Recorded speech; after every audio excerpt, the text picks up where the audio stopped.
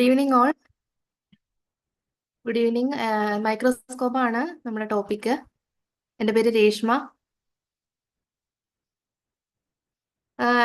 കുറച്ച് അധികം സ്ലൈഡ്സ് ഉണ്ടായതുകൊണ്ട് ഞാൻ ഇത്തിരി സ്പീഡിലൊന്ന് പോവാണ്. എന്നിരുന്നാലും എവിടെയെങ്കിലും ഒന്ന് റിപ്പീറ്റ് ചെയ്യണമെന്നുണ്ടെങ്കിൽ അൺമ്യൂട്ട് ചെയ്ത് പറയണം കേട്ടോ.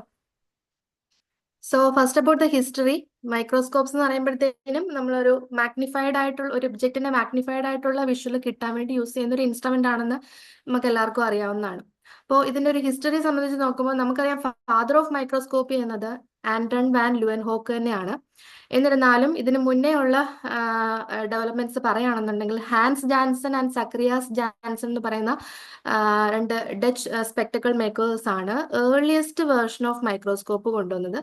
പക്ഷെ അതിന്റെ മാഗ്നിഫിക്കേഷൻ എന്ന് പറയുന്നത് വളരെ കുറവാണ്. 10x to 30x മാത്രമായിരുന്നു. അത് അവരൊരു എന്താ പറയുക അവരുടെ വർക്കിന് ആവശ്യമായിട്ടുള്ള രീതിയിൽ മാത്രമാണ് യൂസ് ചെയ്തിരുന്നത്.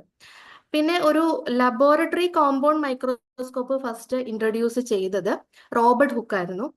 ദെൻ ഒരു modern class room microscope develop ചെയ്തത് കെപ്ലർ ആൻഡ് ഗലീലിയോ ആണ്.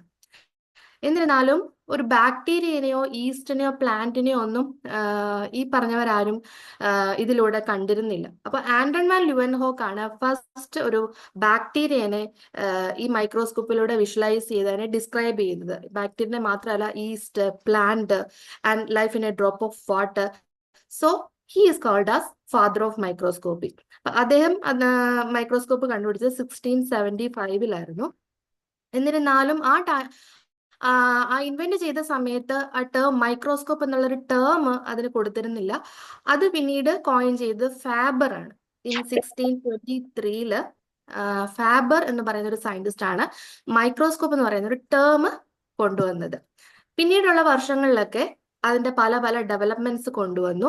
മാഗ്നിഫിക്കേഷനിലായിക്കോട്ടെ, റിസോൾവിംഗ് പവറിലായിക്കോട്ടെ, resolution to light wavelength, അങ്ങനെ ഡിഫറെന്റ് മൈക്രോസ്കോപ്പുകളുടെ ഒക്കെ ഡെവലപ്മെന്റ്സ് പിന്നീടുള്ള വർഷങ്ങളിൽ നടന്നു.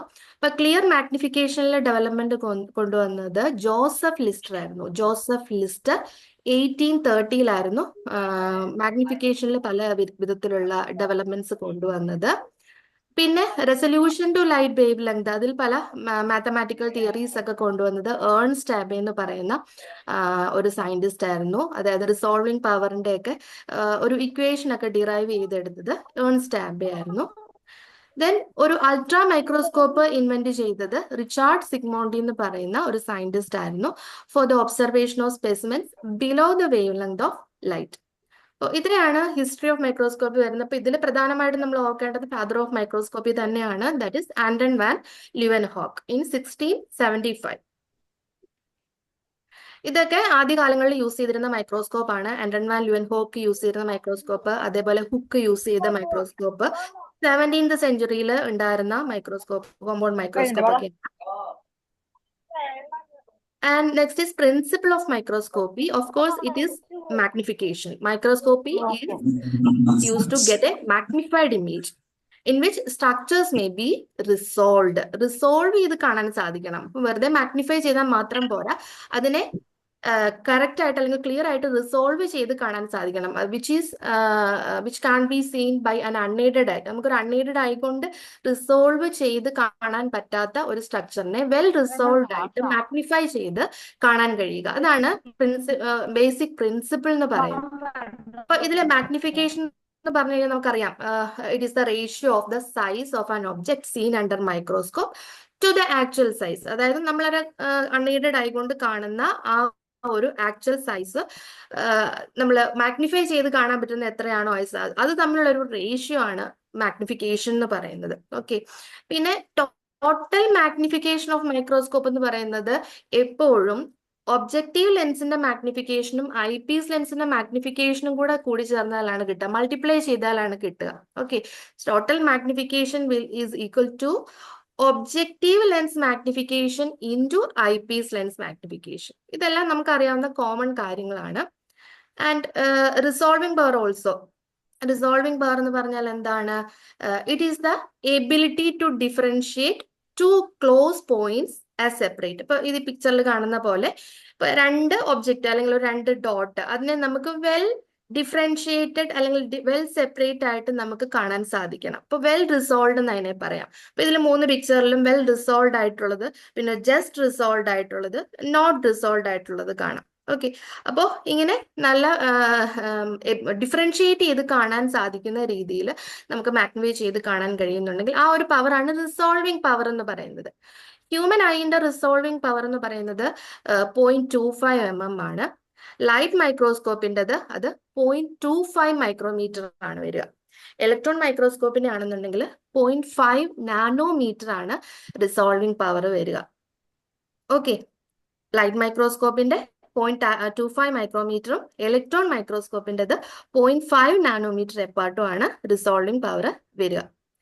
പിന്നെ limit of resolution. Limit of resolution എന്ന് പറഞ്ഞു കഴിഞ്ഞാൽ ഈ 2 ഒബ്ജക്റ്റുകൾ തമ്മിൽ സെപ്പറേറ്റ് ചെയ്ത് കാണാൻ പറ്റുന്ന ഏറ്റവും least distance, okay, minimum distance, അതിനെയാണ് ലിമിറ്റ് ഓഫ് റെസൊല്യൂഷൻ പറയുന്നത്. പിന്നെ നമ്മൾ പറഞ്ഞിരുന്നു റിസോൾവിംഗ് പവറിന് ഒരു ഇക്വേഷൻ ഉണ്ട്, ആബെ ഇക്വേഷൻ എന്നാണ് അതിനെ പറയുക. ക്യാപിറ്റൽ ലെറ്റർ ഡി വെച്ചിട്ടാണ് റിസോൾവിംഗ് പവറിനെ ഡിനോട്ട് ചെയ്യുന്നത്. അപ്പൊ അത് കാൽക്കുലേറ്റ് ചെയ്യാൻ വേണ്ടിയിട്ട് the wavelength of light in nanometre divided by 2 into numerical aperture of objective lens. ഇപ്പൊ വേവ് ലെങ്ത്, ലൈറ്റിന്റെ വേവ് ലെങ്തും ഒരു ഫാക്ടറാണ്, ന്യൂമറിക്കൽ അപ്പേർച്ചറും ഒരു ഫാക്ടറാണ് എന്തിന്, റിസോൾവിംഗ് പവറിന്. ഓക്കെ, അപ്പൊ അത് രണ്ടും ഉണ്ടെങ്കിൽ റിസോൾവിംഗ് പവർ നമുക്ക് കാൽക്കുലേറ്റ് ചെയ്യാൻ സാധിക്കും. സോ ന്യൂമറിക്കൽ അപ്പേർച്ചർ എന്താണെന്ന് നമുക്ക് അറിയണം.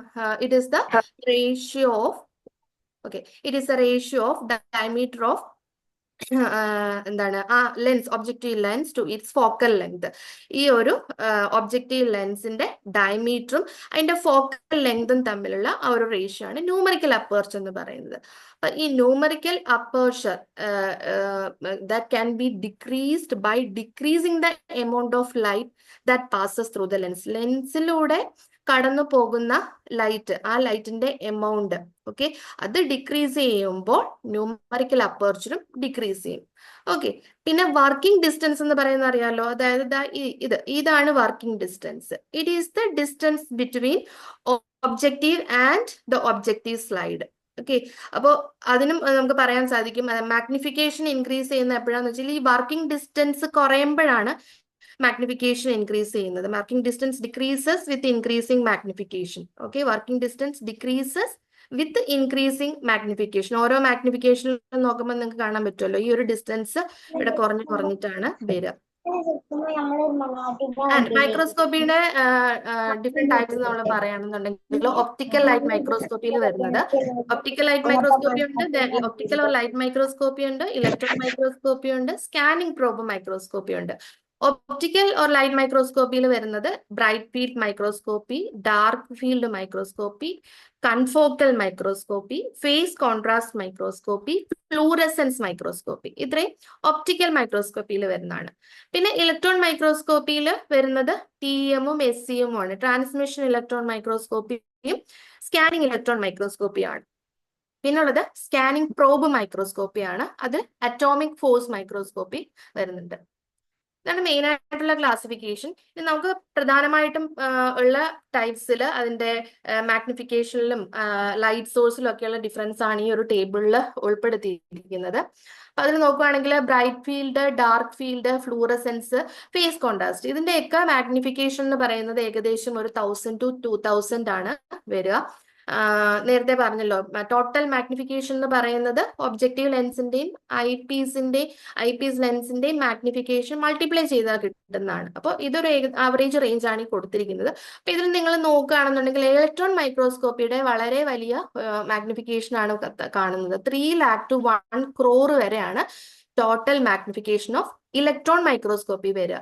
ഓക്കെ, ഇനി ഇതിന്റെയൊക്കെ ലൈറ്റ് സോഴ്സ് ക്വസ്റ്റ്യൻ ആയിട്ട് ചോദിക്കാവുന്നവയാണ്. Bright field halogen lamp, LEDs. പിന്നെ ഡാർക്ക് ഫീൽഡ് ആകുമ്പോഴേക്കും high intensity tungsten halogen lamp, ഓരെ high power white light LED.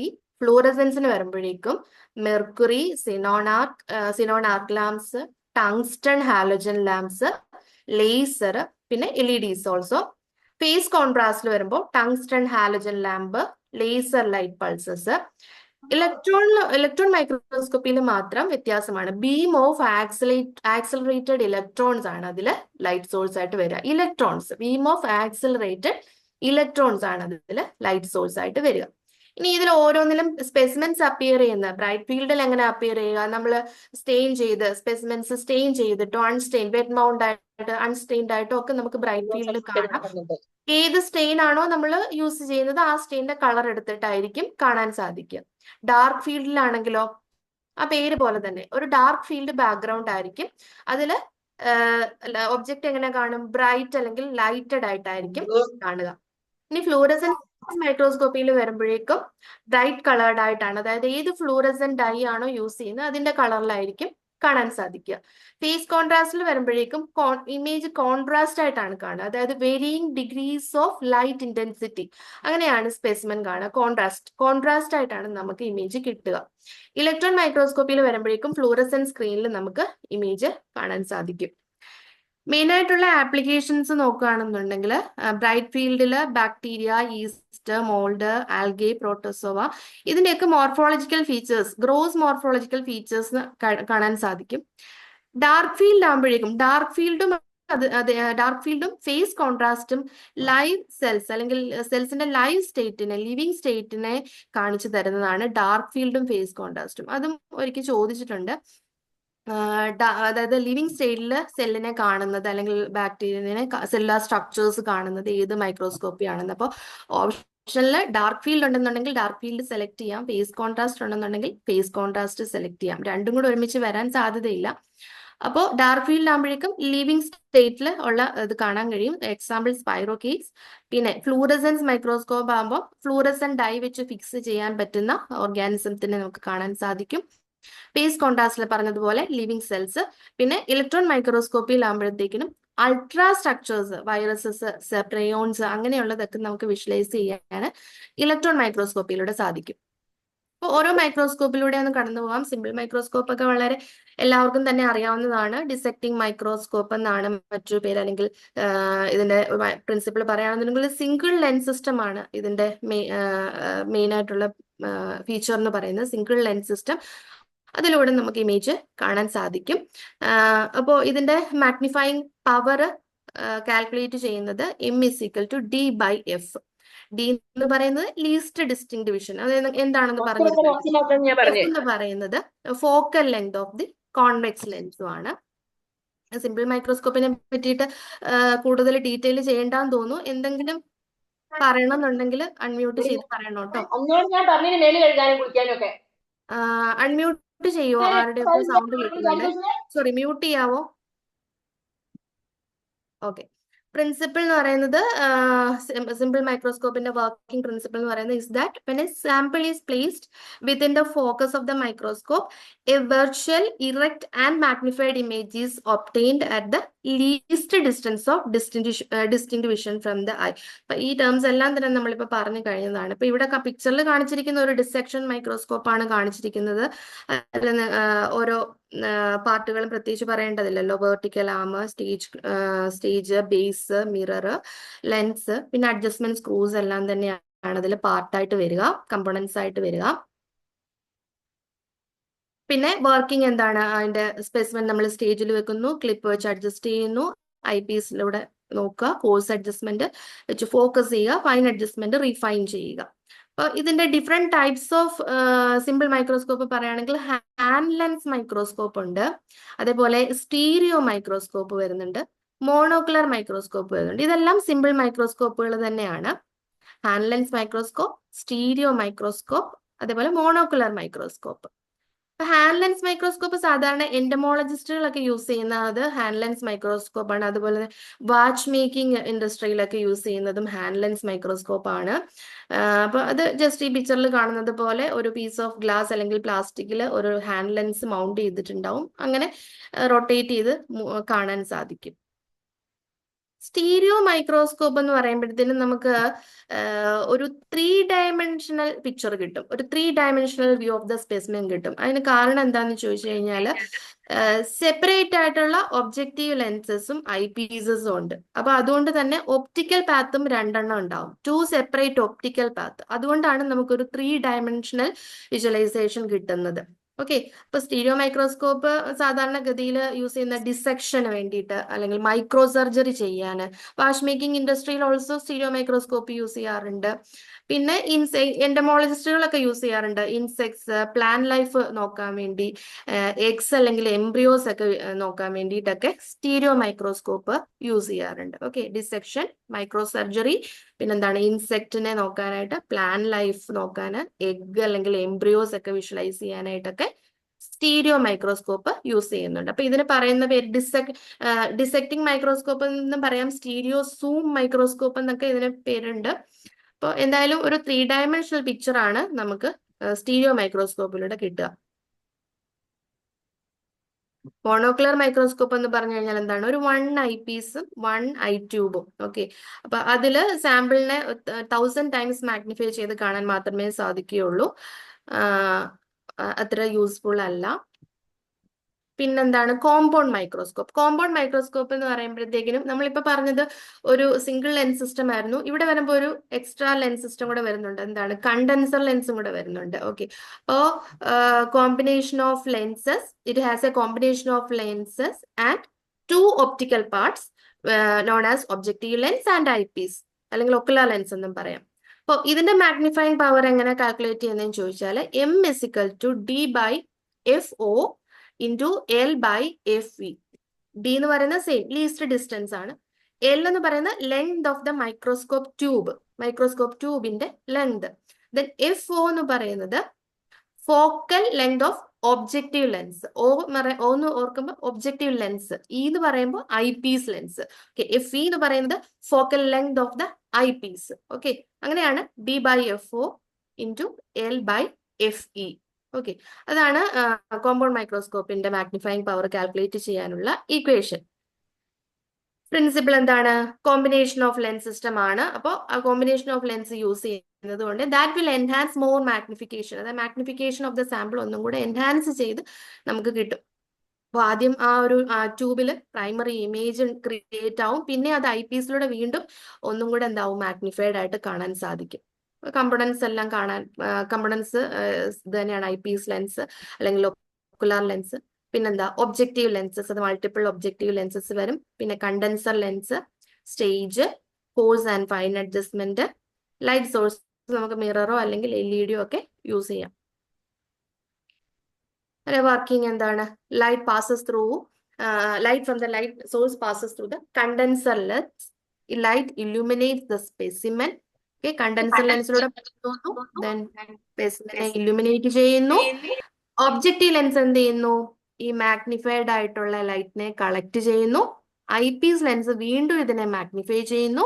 Finally ഒരു മാഗ്നിഫൈഡ് ഇമേജ് നമുക്ക് ഐ പീസിലൂടെ കാണാൻ സാധിക്കുന്നു. ഓക്കെ. ഇനി different types of compound microscope പറയുകയാണെന്നുണ്ടെങ്കിൽ monocular, binocular, ട്രൈനോക്കുലർ, inverted compound microscope ഉണ്ട്, റിസർച്ച് ഗ്രേഡ് കോമ്പൗണ്ട് മൈക്രോസ്കോപ്പ് ഉണ്ട്. എല്ലാത്തിന്റെയും യൂസ് ഒക്കെ സെയിം തന്നെയാണ്, ഡിഫറെന്റ് ടൈപ്സ് ഉണ്ടെന്നേ ഉള്ളൂ. മോണോക്കുലർ, ബൈനോക്കുലർ, പിന്നെന്താണ് ട്രൈനോക്കുലർ, ഇൻവേർട്ടഡ് ടൈപ്പ് ഉണ്ട്, റിസർച്ച് ഗ്രേഡ് വരുന്നുണ്ട്. ഇനി ഇലക്ട്രോൺ മൈക്രോസ്കോപ്പ് നോക്കാം. ഇലക്ട്രോൺ മൈക്രോസ്കോപ്പില് ബീം ഓഫ് ആക്സിലറേറ്റഡ് ഇലക്ട്രോൺസ് ആണ് സോഴ്സ് ഓഫ് ഇല്യൂമിനേഷൻ എന്ന് പറയുന്നത്. Okay. Source of illumination beam of accelerated electrons. അപ്പൊ ഏറ്റവും കൂടുതൽ മാഗ്നിഫിക്കേഷൻ ഉള്ളത് ഇലക്ട്രോൺ മൈക്രോസ്കോപ്പിലാണ്. നമ്മൾ നേരത്തെ പറഞ്ഞു 1 crore ടൈംസ് ആണ് ഒബ്ജക്റ്റിനെ മാഗ്നിഫൈ ചെയ്ത് കാണിക്കുന്നത്. It is by which are formed by controlled use of electrons in a vacuum captured on a phosphorescent screen. Okay. Vacuum അവിടെ വേണം. എന്തിനാണ് വാക്വം എന്ന് ചോദിച്ചു കഴിഞ്ഞാൽ എയർ മോളിക്യൂൾസിൽ വെച്ചിട്ട് ഇലക്ട്രോൺസിന് സ്കാറ്ററിങ് സംഭവിക്കുന്നത് പ്രിവെന്റ് ചെയ്യാൻ വേണ്ടിയിട്ടാണ് വാക്വം അവിടെ കൊടുത്തിരിക്കുന്നത്. ഓക്കെ.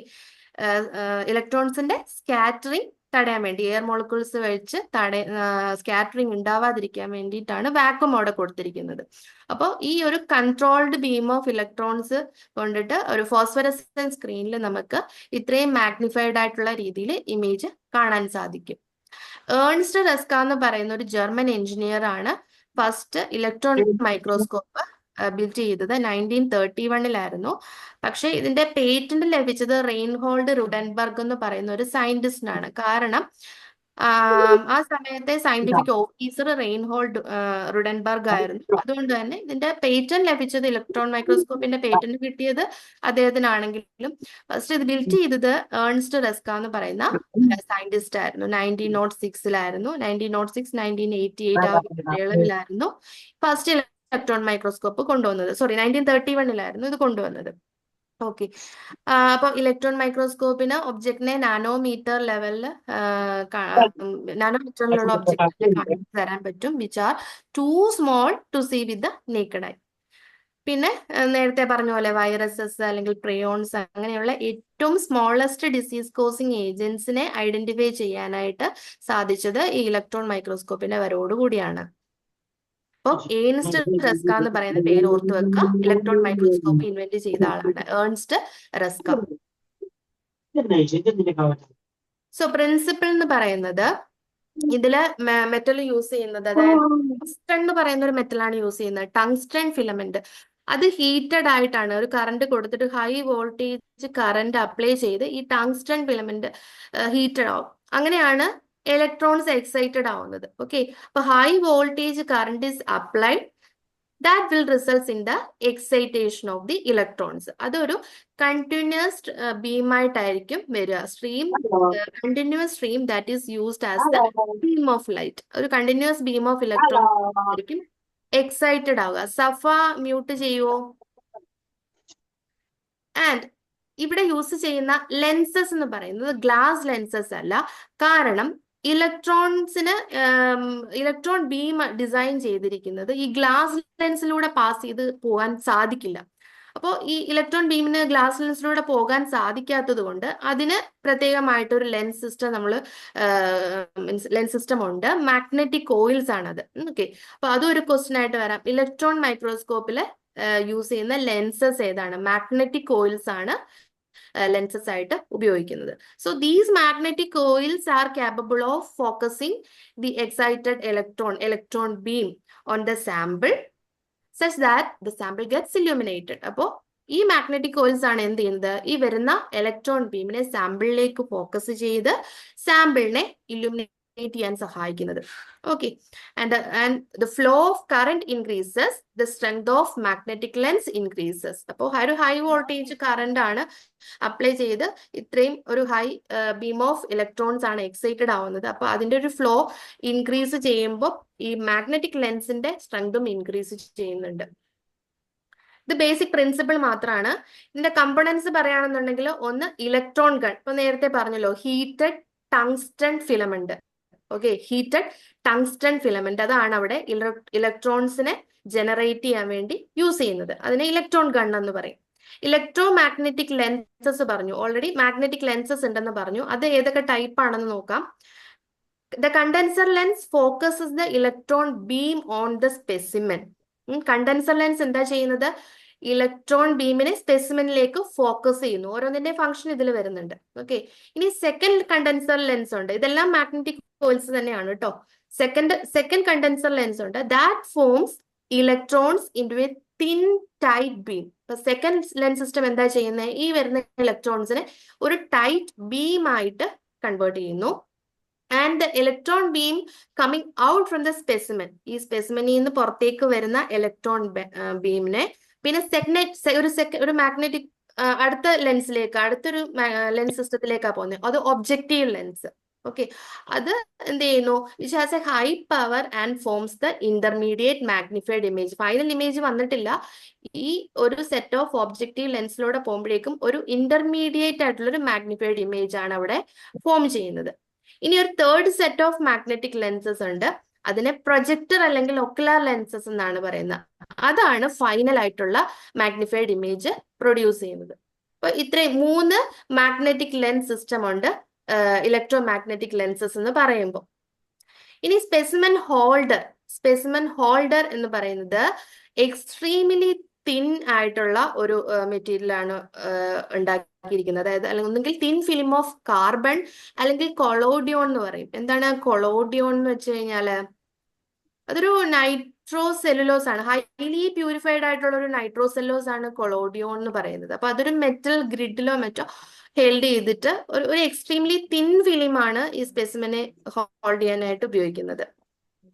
പിന്നെ image viewing and recording system, അത് പറഞ്ഞിരുന്നു എന്താണ്, ഒരു ഫോസ്ഫറസൻ സ്ക്രീൻ ആണ് യൂസ് ചെയ്യുന്നത്. പിന്നെ അതിന് താഴെയായിട്ട് ഇത് റെക്കോർഡ് ചെയ്യാൻ വേണ്ടിയിട്ട് ഒരു ക്യാമറ സിസ്റ്റം ഒക്കെ ഉണ്ടാവും. അപ്പൊ ഇത്രയുമാണ് components: electron gun, electromagnetic lenses, specimen holder, image viewing and recording system. Okay, ഇനി ഇതിന്റെ വർക്കിംഗിലേക്ക് വരികയാണെന്നുണ്ടെങ്കിൽ ഫസ്റ്റ് ഇലക്ട്രോൺ ബീം ജനറേഷൻ. ആരാണ് ഇലക്ട്രോൺസിനെ ജനറേറ്റ് ചെയ്യുന്നത്? ആരാണ് ഇലക്ട്രോൺസിനെ ജനറേറ്റ് ചെയ്യുന്ന? ആരാണ്? Electron gun. ഇലക്ട്രോൺ ഗണ്ണാണ്. ഓക്കെ, ഇലക്ട്രോൺ ഗണ്ണ് ഇലക്ട്രോൺസിനെ ജനറേറ്റ് ചെയ്യുന്നു. അപ്പൊ ഇവിടെ ഒരു ഹൈ വോൾട്ടേജ് കറണ്ട് ആണ് യൂസ് ചെയ്യുന്നത് നമ്മൾ പറഞ്ഞല്ലോ. ഓക്കെ, അപ്പൊ ഒരു ഏകദേശം 50 to 200 kV വോൾട്ടേജ് അപ്ലൈ ചെയ്യുന്നുണ്ട് ഇലക്ട്രോൺസിനെ ജനറേറ്റ് ചെയ്യാൻ വേണ്ടിയിട്ട്. പിന്നെന്താണ്? ബീം ഫോക്കസിംഗ് ആണ് അടുത്ത step. Beam focusing, condenser lenses ആണ് ഇലക്ട്രോൺ ബീമിനെ ഫോക്കസ് ചെയ്യുന്നത്. And the beam converges on to the specimen, സ്പെസിമെനിലേക്ക് ഫോക്കസ്ഡ് ആവുന്നു. ഇനി സ്പെസിമെനിൽ എന്താ നടക്കുന്നത്? സ്പെസിമെനുമായിട്ട് എന്താണ് ഇന്ററാക്ഷൻ നടക്കുന്നത്? Specimen interaction, this electrons will interact with the specimen. ആ സ്പെസിമെൻസിലുള്ള മോളിക്യൂൾസുമായിട്ട് ഇലക്ട്രോൺസ് ഇന്ററാക്ട് ചെയ്യുന്നു. And this electrons will scattered, സ്പെസിമെനായിട്ട് ഇന്ററാക്ട് ചെയ്ത് കഴിയുമ്പോൾ ഇലക്ട്രോൺസ് എന്ത് ചെയ്യുന്നു? സ്കാറ്റേർഡ് ആവുന്നു. Scattered electrons will produce the image. Finally image formation നമുക്ക് ഒരു ഡിറ്റക്ടർ വെച്ച് ഡിറ്റക്ട് ചെയ്യാം. എന്നിട്ട് ഇമേജ് ഒരു ഫോസ്ഫറസൻ സ്ക്രീനിൽ അല്ലെങ്കിൽ ക്യാമറയിൽ റെക്കോർഡായിട്ട് കാണാൻ സാധിക്കും. This is the working. ഇനി ടൈപ്സ് നോക്കുകയാണെന്നുണ്ടെങ്കിൽ രണ്ടെണ്ണമാണ്: TEM-ഉം SEM-ഉം, ട്രാൻസ്മിഷൻ ഇലക്ട്രോൺ മൈക്രോസ്കോപ്പും സ്കാനിങ് ഇലക്ട്രോൺ മൈക്രോസ്കോപ്പാണ്. ഓരോന്നും ജസ്റ്റ് പറഞ്ഞു പോവാം. ട്രാൻസ്മിഷൻ ഇലക്ട്രോൺ മൈക്രോസ്കോപ്പ് എന്ന് പറയുമ്പോൾ it is used to view thin specimens through which electrons can pass and generating a projection image. വളരെ തിൻ സ്പെസിമെൻസിന് വേണ്ടിയിട്ടാണ് TEM. TEM ആ പേരിൽ തന്നെ ഉണ്ട്, ട്രാൻസ്മിഷൻ ഇലക്ട്രോൺ മൈക്രോസ്കോപ്പി. അപ്പോൾ here it uses transmitted electrons to produce the image. Okay, transmitted electrons ആണ് ഇവിടെ യൂസ് ചെയ്യുന്നത്. ഇനി TEM എന്തിനൊക്കെയാ യൂസ് ചെയ്യുന്നതെന്ന് ചോദിച്ചു കഴിഞ്ഞാൽ തിൻ സെക്ഷൻസിലുള്ള ഇന്റീരിയർ സ്ട്രക്ചർ നമുക്ക് കാണാൻ സാധിക്കും. Interior of the cells, structure of protein molecules, പിന്നെന്താ organisation of molecules in viruses and cytoskeletal filaments. Negative staining technique ഒക്കെയാണ് അതിനു വേണ്ടി യൂസ് ചെയ്യുന്നത്. അതേപോലെ ഫ്രീസ് ഫ്രാക്ചർ ടെക്നിക്കുകളുണ്ട്. അതായത് arrangement of protein molecules in cell membranes. Freeze fracture എന്ന് പറഞ്ഞു കഴിഞ്ഞാൽ ഫ്രോസൺ ആയിട്ടുള്ള ബയോളജിക്കൽ സാമ്പിൾസിൽ നമ്മൾ ഇന്റേണൽ സ്ട്രക്ചർ, അതിലുള്ള സെൽസിലെ ഇന്റേണൽ സ്ട്രക്ചർ വ്യൂ ചെയ്യുന്നു. അതാണ് ഫ്രീസ് ഫ്രാക്ചർ ടെക്നിക്ക്. അപ്പൊ അതിനൊക്കെ വേണ്ടിയിട്ട് ട്രാൻസ്മിഷൻ ഇലക്ട്രോൺ മൈക്രോസ്കോപ്പി ആണ് യൂസ് ചെയ്യുന്നത്. ഓക്കെ, അപ്പോൾ interior of the cells, structure of protein molecules, വൈറസസിന്റെ ഒക്കെ മോളിക്യൂൾസ്, ഓർഗനൈസേഷൻ, സൈറ്റോസ്കെൽറ്റൽ ഫിലമെന്റ്സ്, പിന്നെന്താണ് ഫ്രീസ് ഫ്രാക്ചർ, ഇതൊക്കെ ചെയ്യുന്നത് TEM വെച്ചിട്ടാണ്. ഓക്കെ, അപ്പൊ ഇവിടെ മെയിൻ പ്രിൻസിപ്പൽ എന്ന് പറഞ്ഞു കഴിഞ്ഞാൽ it uses transmitted electrons to provide the information on the inner structure of the sample. ഇതിന്റെ വർക്കിംഗ് ജസ്റ്റ് നോക്കാം. ഈ പിക്ചറിലൂടെ നിങ്ങൾക്ക് കടന്നു പോവാം. ഞാൻ പറയുമ്പോൾ ആ പിക്ചറിലൂടെ നോക്കി പോവുക. ഫസ്റ്റ് സ്റ്റെപ്പിൽ a high voltage electricity sources gives power to the cathode of the microscope. Okay, high voltage electricity ഇവിടെ യൂസ് ചെയ്യുന്നു. എന്നിട്ട് എന്താണ്, അത് ഇലക്ട്രോൺസിനെ പ്രൊഡ്യൂസ് ചെയ്യുന്നു. മൂന്നാമത്തെ സ്റ്റെപ്പില് the first lens, electromagnetic coil, first lens, അത് എന്ത് ചെയ്യുന്നു? ഈ ഇലക്ട്രോൺസിനെ ഒരു മോർ പവർഫുൾ ബീമാക്കി കൺവേർട്ട് ചെയ്യുന്നു. ഒരു കോൺസെൻട്രേറ്റഡ് ആയിട്ടുള്ള ഒരു ബീമാക്കി കൺവേർട്ട് ചെയ്യുന്നു. സെക്കൻഡ് ലെൻസ് സിസ്റ്റം, അടുത്ത ഇലക്ട്രോ മാഗ്നറ്റിക് കോയിൽ, അതെന്ത് ചെയ്യുന്നു? നാലാമത്തെ സ്റ്റെപ്പില് that will focus on a particular area. ഈ ബീമിനെ ഒരു പർട്ടിക്കുലർ ഏരിയയിലേക്ക്, സ്പെസിമെനിലുള്ള ഒരു പർട്ടിക്കുലർ ഏരിയയിലേക്ക് അതിനെ ഫോക്കസ് ചെയ്യുന്നു. അഞ്ചാമത്തെ സ്റ്റെപ്പിൽ എന്താ സംഭവിക്കുക? The specimen is placed on A copper grid in the microscope tube. നമ്മൾ ഹോൾഡർ, സ്പെസിമെൻ ഹോൾഡറിന്റെ കാര്യമൊക്കെ പറഞ്ഞു. അപ്പൊ ആ ഇലക്ട്രോൺ ബീം, ഈ കോൺസെൻട്രേറ്റഡ് ആയിട്ട് വന്നേക്കുന്ന ഇലക്ട്രോൺ ബീം ഈ സ്പെസിമിനൂടെ പാസ് ചെയ്തു പോകുന്നു. It pics up an image of the specimen. Okay, then ഒരു മാഗ്നിഫിക്കേഷനും കൂടെ ഉണ്ട്. അതാണ് നമ്മുടെ തേർഡ് മാഗ്നറ്റിക് കോയിൽ ചെയ്യുന്നത്. Third magnetic coil will magnify again magnify the image, and the final electron beam will reaches the fluorescent screen and image appears. Okay, അപ്പോൾ എട്ടാമത്തെ ഇതിൽ പറഞ്ഞിരിക്കുന്നത് image can be scene through binoculars at the side or A monitor. നമുക്ക് മോണിറ്ററിലൂടെ കാണാം, അല്ലെങ്കിൽ മൈക്രോസ്കോപ്പിലൂടെ തന്നെ നോക്കി കാണാൻ സാധിക്കും എന്നാണ് പറഞ്ഞിരിക്കുന്നത്. അപ്പൊ ഇതാണ് TEM-ന്റെ വർക്കിംഗ് എന്ന് പറയുന്നത്. സ്കാനിങ് ഇലക്ട്രോൺ മൈക്രോസ്കോപ്പിയിൽ വരുമ്പോൾ ഇപ്പൊ TEM-ൽ നമ്മൾ പറഞ്ഞത് ട്രാൻസ്മിറ്റഡ് ഇലക്ട്രോൺസ് ആണ് അവിടെ യൂസ് ചെയ്യുന്നതെന്നാ പറഞ്ഞത്. പക്ഷെ ഇവിടെ വരുമ്പോൾ സ്കാനിങ് ഇലക്ട്രോൺ മൈക്രോസ്കോപ്പിൽ വരുമ്പോൾ സ്കാറ്റേർഡ് ഇലക്ട്രോൺസ് ആണ്. Scattered.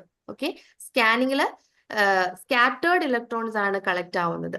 So SEM uses a raster-like pattern to scan the beam and collect scattered electrons. അങ്ങനെയാണ് ഇമേജ് ഫോം ചെയ്യുക. എന്താണ് ഈ raster-like pattern?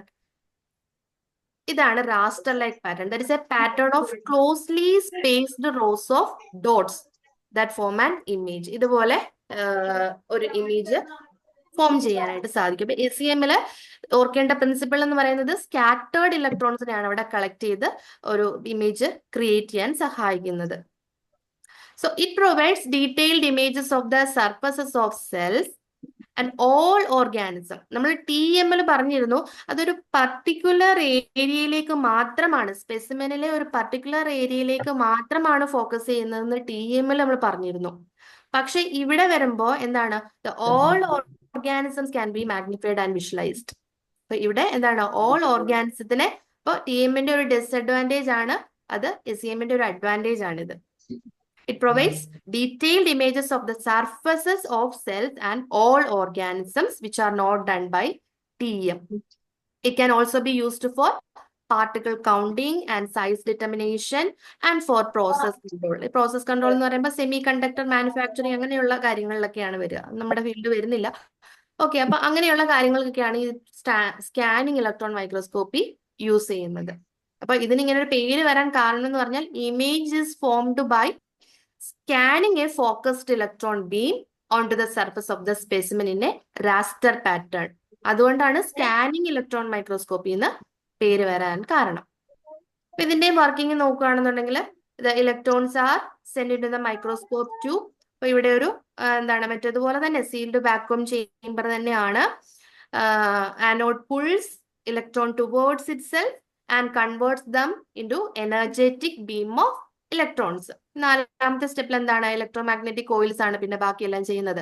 Electromagnetic coil acts similarly to a lens and focuses the beam to a precise region. Then electron beam is steered from side to side by a lower coil. Steered from എന്ന് പറയുമ്പോൾ അതായത് directed towards എന്നാണ് അതിന് ഉദ്ദേശിക്കുന്നത്. Electron beam is directed from side to side by a lower coil. Then beam spreads across the object in a controlled manner.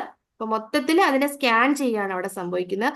The electrons in the electron beam impact the object and are reflected from the surface of the object. Okay, ഈ reflect ചെയ്ത് വരുന്ന ഇലക്ട്രോൺസിനെ detector എന്ത് ചെയ്യും, detect ചെയ്യും, final image ആക്കി കാണിച്ചു തരും. അത് നമുക്ക് മോണിറ്ററിലൂടെ കാണാൻ സാധിക്കും.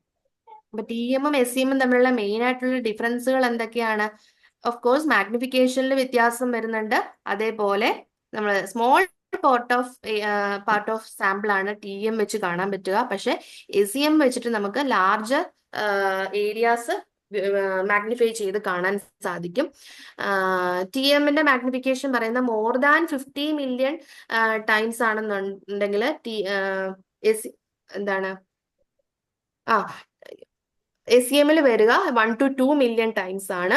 പിന്നെ ഞാൻ ഈ പറഞ്ഞതുപോലെ മാക്സിമം ഫീൽഡ് ഓഫ് വ്യൂ, അതായത് ഏറ്റവും very small part of sample കാണാൻ പറ്റുന്നത് TEM-ഉം SEM ലാർജർ പാർട്ട് കാണാൻ സാധിക്കും. അപ്ലൈ ചെയ്യുന്ന കറണ്ടിലും വ്യത്യാസമുണ്ട്. TEM-ലാണെങ്കിൽ 1 to 30 കിലോ ഇലക്ട്രോൺ വോൾട്ട് ആണ് വരിക. SEM-ലാണെങ്കിൽ 60 to 30 കിലോ ഇലക്ട്രോൺ വോൾട്ട് ആണ് വരിക കറണ്ട് അപ്ലൈ ചെയ്യുന്നത്. ഓക്കെ, ഇത് കോമൺ ആയിട്ടുള്ള difference.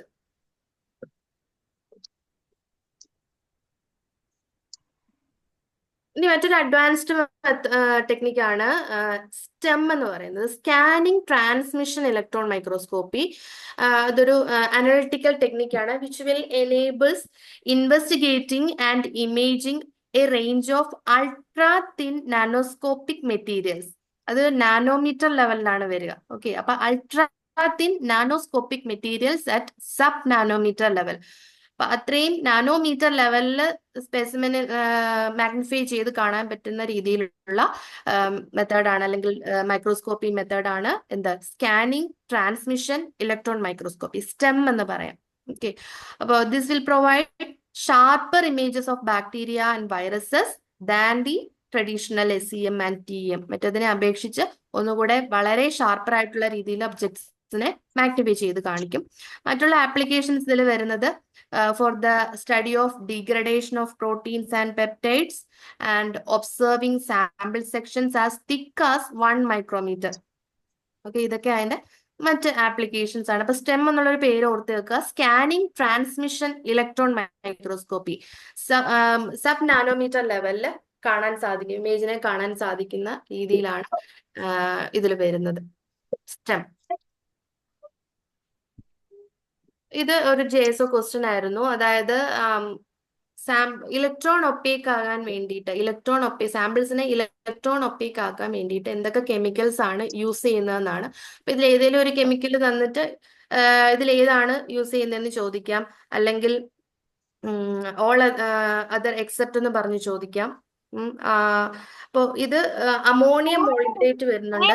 Chemicals used in electron microscopy to make. Safa Najeeb ഒന്ന് മ്യൂട്ട് ചെയ്യണേ. Chemicals used in electron microscopy to make samples electron opaque ഏതൊക്കെയാണെന്ന് നോക്കുക. അമോണിയം മോളിബ്ഡേറ്റ് ആണൊന്ന്, അമോണിയം മോളിബ്ഡേറ്റ്.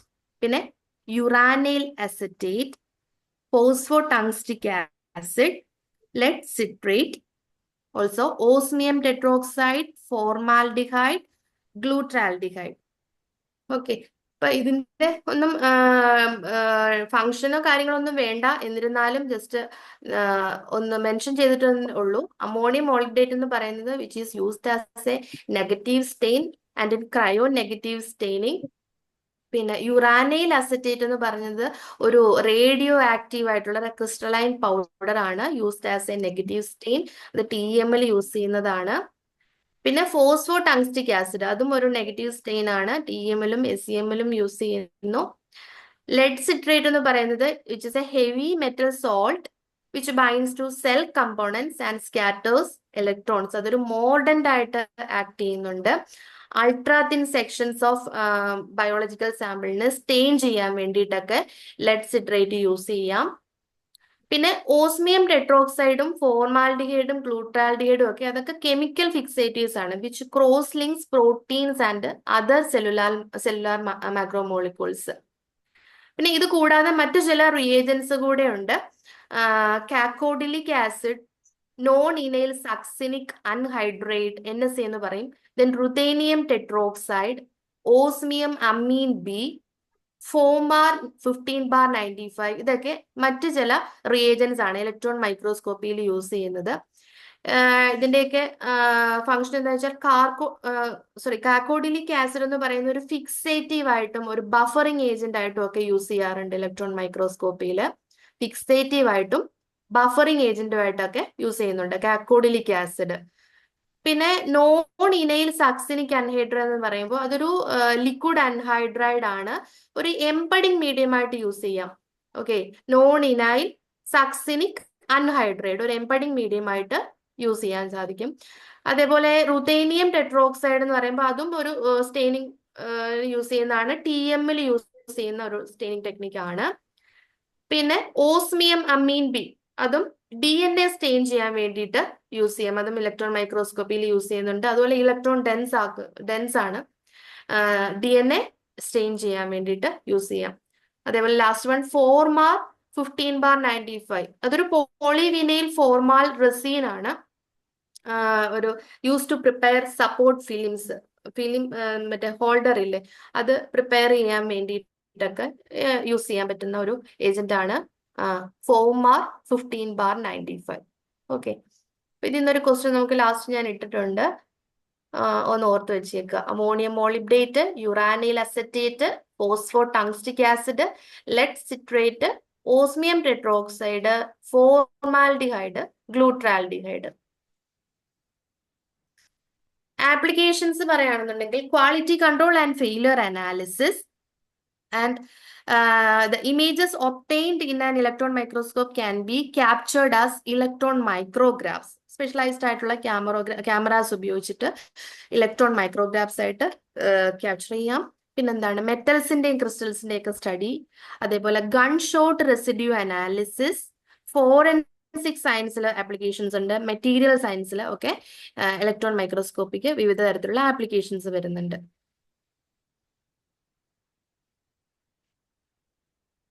അഡ്വാൻറ്റേജസ് എന്ന് പറയുന്നത് high magnification, high resolution and material rarely distorted by preparation. പിന്നെ diverse applications നമുക്ക് ഇതിൽ പറയാം, പല പല ഇൻഡസ്ട്രീസിൽ പറയാം. അതായത് ബയോമെഡിക്കൽ സയൻസ്, കെമിസ്ട്രി, മെനി ഫീൽഡ്സിൽ ഇതിന്റെ ആപ്ലിക്കേഷൻസ് വരുന്നുണ്ട്. പിന്നെ 3D വിഷ്വലൈസേഷൻ, അതായത് സ്കാനിങ് ഇലക്ട്രോൺ മൈക്രോസ്കോപ്പിയിൽ that can generate 3D visualisations of surface topography. ഇതൊക്കെ ഇതിന്റെ അഡ്വാൻറ്റേജസ് ആണ്. പിന്നെ ഫ്രീസ് ഫ്രാക്ചർ ഓൾസോ പറഞ്ഞായിരുന്നല്ലോ, ആ ഒരു മെത്തേഡ്. ഓക്കെ, ഇത് ചില റീസെന്റ് അപ്ഡേറ്റ്സ് ആണ്. ഇത് എത്രത്തോളം എന്താണ് നിങ്ങൾക്ക് യൂസ്ഫുൾ ആവുമെന്ന് അറിയില്ല. എന്നിരുന്നാലും ഏറ്റവും റീസെന്റ് ആയിട്ടുള്ള ചില അപ്ഡേറ്റ്സ് ആണ് ഈ കൊടുത്തിരിക്കുന്നത്. ഒന്ന്, influenza's protective coat and RNA interactions mapped at atomic level. അതായത് ഇൻഫ്ലുവൻസ ഇൻഫെക്ഷനെതിരെ അല്ലെങ്കിൽ വൈറസിനെതിരായിട്ട് ഫൈറ്റ് ചെയ്യുമ്പോഴേക്കും ഇതിന്റെ ഡ്രഗ്സിന്റെ ഡെവലപ്മെന്റിലാണ് ഏറ്റവും കൂടുതൽ എന്താ പറയാ സ്റ്റഡീസ് നടന്നുകൊണ്ടിരിക്കുന്നത്. അതായത് ഈ വൈറസിന്റെ ജീനോമിനെ ഡീസ്റ്റെബിലൈസ് ചെയ്യാൻ പ്രാപ്തിയുള്ള രീതിയിൽ, കാപ്പബിൾ ആയിട്ടുള്ള രീതിയിലുള്ള ഡ്രഗ്സിനെ ഡെവലപ്പ് ചെയ്യാൻ ആയിട്ട് പല രീതിയിലുള്ള സ്റ്റഡീസ് നടന്നുകൊണ്ടിരിക്കുകയാണ്. അപ്പോൾ ഈ ഇൻഫ്ലുവൻസ വൈറസിന്റെ ജീനോമിന് ഒരു പ്രത്യേകതയുണ്ട്. അത് അതിന്റെ മോളിക്യൂൾ എന്ന് പറയുന്നത് which is made up of 8 RNA molecules. Its genome is made up of 8 RNA molecules. And each RNA molecule is tightly bound to form എന്താണ് bound to an assembly of proteins. അപ്പൊ അങ്ങനെ ഒരു double helix ഉണ്ടാവാൻ കാരണം, ഒരു protective coat ഉണ്ടാവാൻ കാരണമാവും ഏതാ ഈ ഇൻഫ്ലുവൻസ വൈറസിന്. ഓക്കെ, അപ്പൊ ഈ പ്രൊട്ടക്റ്റീവ് ആയിട്ടുള്ള കോട്ട് എന്ന് പറയുന്നത് which is very difficult to manipulate. അതാണ് ഏറ്റവും കൂടുതൽ ഈ ഡ്രഗ്സിന്റെ ഡെവലപ്മെന്റിൽ ഏറ്റവും കൂടുതൽ എന്താണ് ബുദ്ധിമുട്ടുകൾ നേരിട്ടിട്ടുള്ളതെന്ന് വെച്ചാൽ ഈ പ്രൊട്ടക്റ്റീവ് കോട്ടിനെ മാനിപ്പുലേറ്റ് ചെയ്യാൻ സാധിക്കുന്നില്ല. ഓക്കെ, പക്ഷെ ഇപ്പോ ഈ ഇലക്ട്രോൺ മൈക്രോസ്കോപ്പിയിൽ വരുന്ന പല പല ഡെവലപ്മെന്റ്സിലൂടെ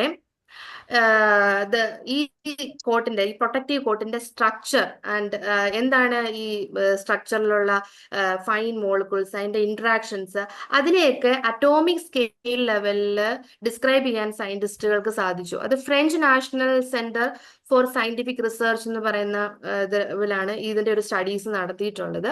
അപ്പൊ അതിലൂടെ ഈ ഒരു അറ്റോമിക് ലെവലിലുള്ള, അറ്റോമിക് സ്കെയിൽ ലെവലിൽ ഈ ഒരു പ്രൊട്ടക്റ്റീവ് കോട്ടിനെ അല്ലെങ്കിൽ അതിന്റെ ഡിഫറെന്റ് ഇന്ററാക്ഷൻസിനെ, RNA ഇന്ററാക്ഷൻസിനെ സ്റ്റഡി ചെയ്യാൻ സാധിച്ചത് കൊണ്ട് തന്നെ ഡ്രഗ് ഡെവലപ്മെന്റ്സിലൊക്കെ വളരെയധികം മാറ്റങ്ങൾ കൊണ്ടുവരാൻ സാധിക്കും. പിന്നെ മറ്റൊരു റീസെന്റ് അപ്ഡേറ്റ് എന്ന് പറയുന്നത് scientist reveal structural link for initiation of protein synthesis in bacteria.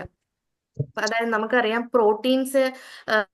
പ്രോട്ടീൻസിന്റെ formation, cell makes a copy of DNA which is called mRNA. പിന്നെ അതിന് എന്താണ് റൈബോസോം റീഡ് ചെയ്യും mRNA. നമുക്ക് അറിയാവുന്ന സ്റ്റെപ്പുകളാണ്. റൈബോസോം mRNA റീഡ് ചെയ്യുന്നു, എന്നിട്ട് അതിനെ ട്രാൻസ്ലേറ്റ് ചെയ്ത് പ്രോട്ടീൻ ആക്കി മാറ്റുന്നു.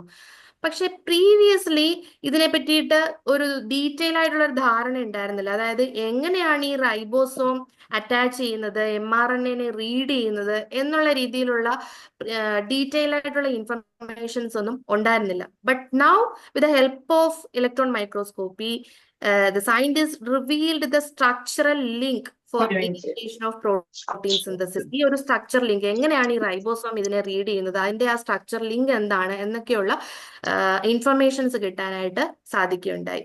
പിന്നെ എന്താണ് ആർട്ടിഫിഷ്യൽ ഇന്റലിജൻസ്, അതിന്റെ വരവോടുകൂടി അതിലും പല രീതിയിലുള്ള ഡെവലപ്മെന്റ്സ് കൊണ്ടുവരാൻ സാധിച്ചിട്ടുണ്ട്. ആൻഡ് ക്രയോ ഇലക്ട്രോൺ മൈക്രോസ്കോപ്പി, അതും ഏറ്റവും പുതിയ ഒരു ടെക്നിക്കാണ്. 2022 ആണ് ഏറ്റവും അതിന്റെ ലേറ്റസ്റ്റ് ആയിട്ടുള്ള അപ്ഡേഷൻസ് വന്നത്.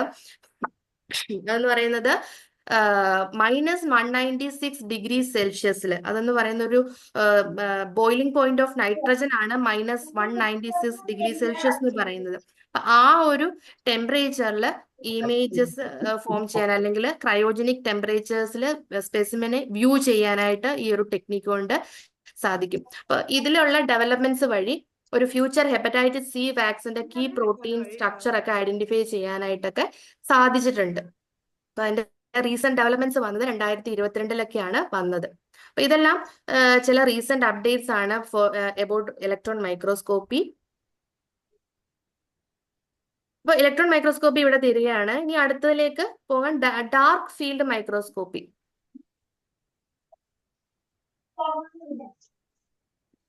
ജോസഫ് ജാക്സൺ ലിസ്റ്റർ ആണ് ഡാർക്ക് ഫീൽഡ് മൈക്രോസ്കോപ്പ് ഇൻവെന്റ് ചെയ്തത് 1830-ൽ.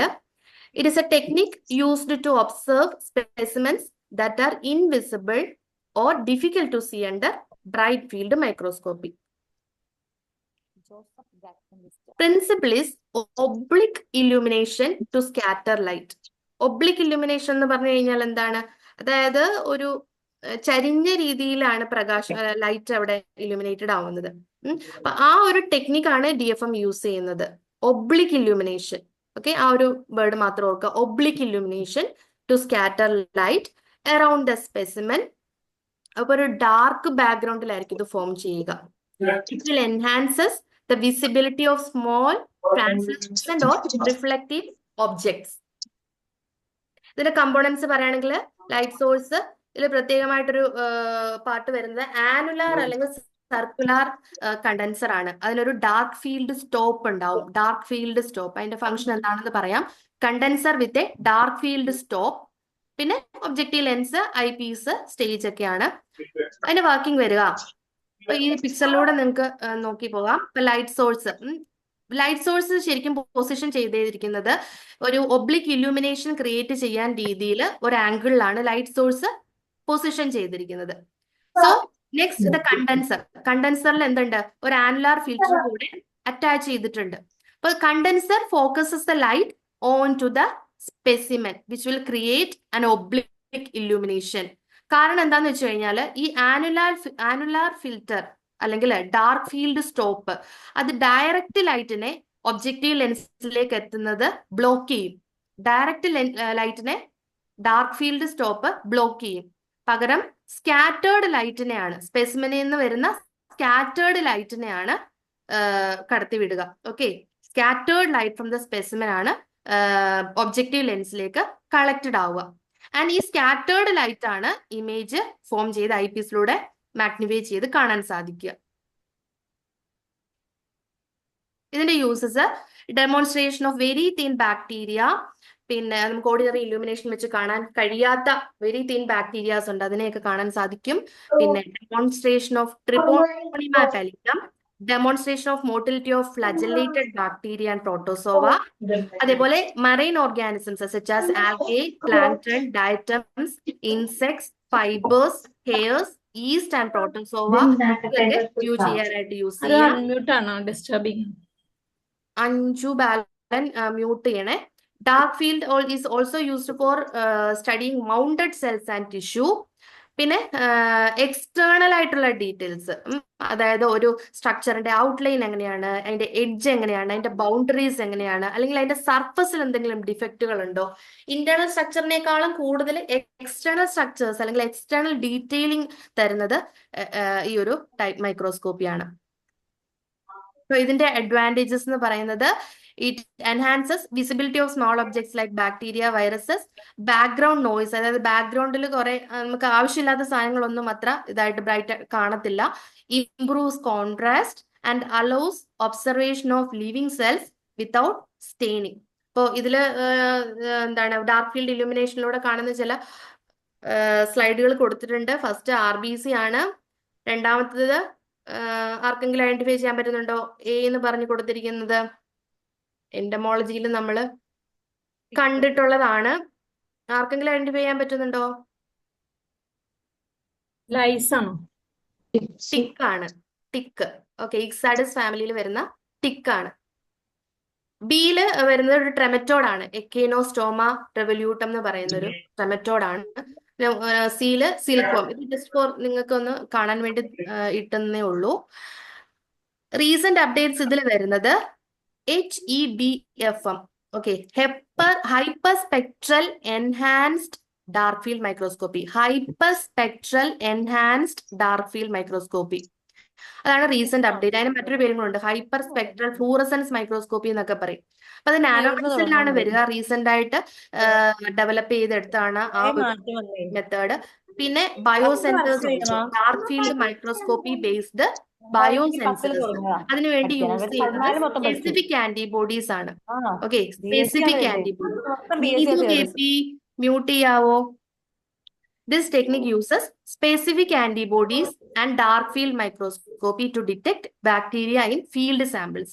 അപ്പോൾ റീസെന്റ് അപ്ഡേറ്റ് ആയിട്ട് ഡാർക്ക് ഫീൽഡിൽ വരുന്നത് hyperspectral enhanced dark field മൈക്രോസ്കോപ്പിയും dark field microscopy based biosensors. അത് യൂസ് ചെയ്യുന്നത് വെച്ചാൽ സ്പെസിഫിക് ആന്റിബോഡീസ് യൂസ് ചെയ്തിട്ട് ബാക്ടീരിയനെ ഡിറ്റക്ട് ചെയ്യുന്നു. അടുത്തതിലേക്ക് പോവാം. Face contrast microscope. ഫ്രിറ്റ്സ് സെനക്കി എന്ന് പറയുന്ന സയന്റിസ്റ്റ് ആണ് ഇത് കൊണ്ടുവന്നത്. Principle, interference of light waves. Okay, interference of light waves, that is the principle. Question വരാം. Interference of light waves. Light pass ചെയ്യുന്ന സമയത്ത് ഫേസ് ഷിഫ്റ്റുകൾ ഉണ്ടാവുന്നു. Small phase shift. സ്പെസിമെനിലൂടെ ലൈറ്റ് പാസ് ചെയ്യുന്ന സമയത്ത് small phase shift will occur, which are invisible to the human eye. Okay, നമുക്കത് കാണാൻ സാധിക്കും, ഹ്യൂമൻ ഐ കൊണ്ട് കാണാൻ സാധിക്കില്ല. പക്ഷെ ഈ സ്മോൾ ഫേസ് ഷിഫ്റ്റിനെ ചേഞ്ചസ് ഇൻ ആംപ്ലിറ്റ്യൂഡ് ആയിട്ട് കൺവേർട്ട് ചെയ്യുന്നു. അത് നമുക്ക് ഇമേജ് കോൺട്രാസ്റ്റ് ആയിട്ട് ഡെവലപ്പ് ചെയ്ത് കാണാൻ സാധിക്കും. That is A principle. ഇവിടെ ഓർത്തിരിക്കേണ്ട ചില പോയിന്റ്സ് എന്ന് വെച്ചാൽ, ഒന്ന്, ഇന്റർഫറൻസ് ഓഫ് ലൈറ്റ് വേവ്സ് ആണ് പ്രിൻസിപ്പിൾ. സ്പെസിമെനോഡിലൂടെ ലൈറ്റ് പാസ് ചെയ്യുമ്പോൾ ഫസ്റ്റ് small phase shift ആണ്. These phase shift are converted into changes in amplitude that can be observed as differences in image contrast. That is the principle. Then components നോക്കാം. Phase condenser, phase objective lenses, annular diaphragm, phase plate. Light source, unpolarized light from the light source which is passes through the condenser. അപ്പൊ ഇത് ഈ ഒരു പിക്ചറിലൂടെ തന്നെ നിങ്ങൾ നോക്കുക. ലാമ്പിൽ നിന്ന് first light സോഴ്സിൽ നിന്ന് unpolarised light is passes through the condenser. Okay, phase condenser annulus, a ring shaped aperture that surrounds the condenser which will create a hollow cone of light. ഒരു ഹോളോ കോൺ ഓഫ് ലൈറ്റ് ഉണ്ടാവുന്നു. ഏതുവഴി കടന്നു പോകുമ്പോൾ? Face condenser ആനുലസിലൂടെ കടന്നു പോകുമ്പോൾ ഒരു hollow cone of light produce ചെയ്യുന്നു.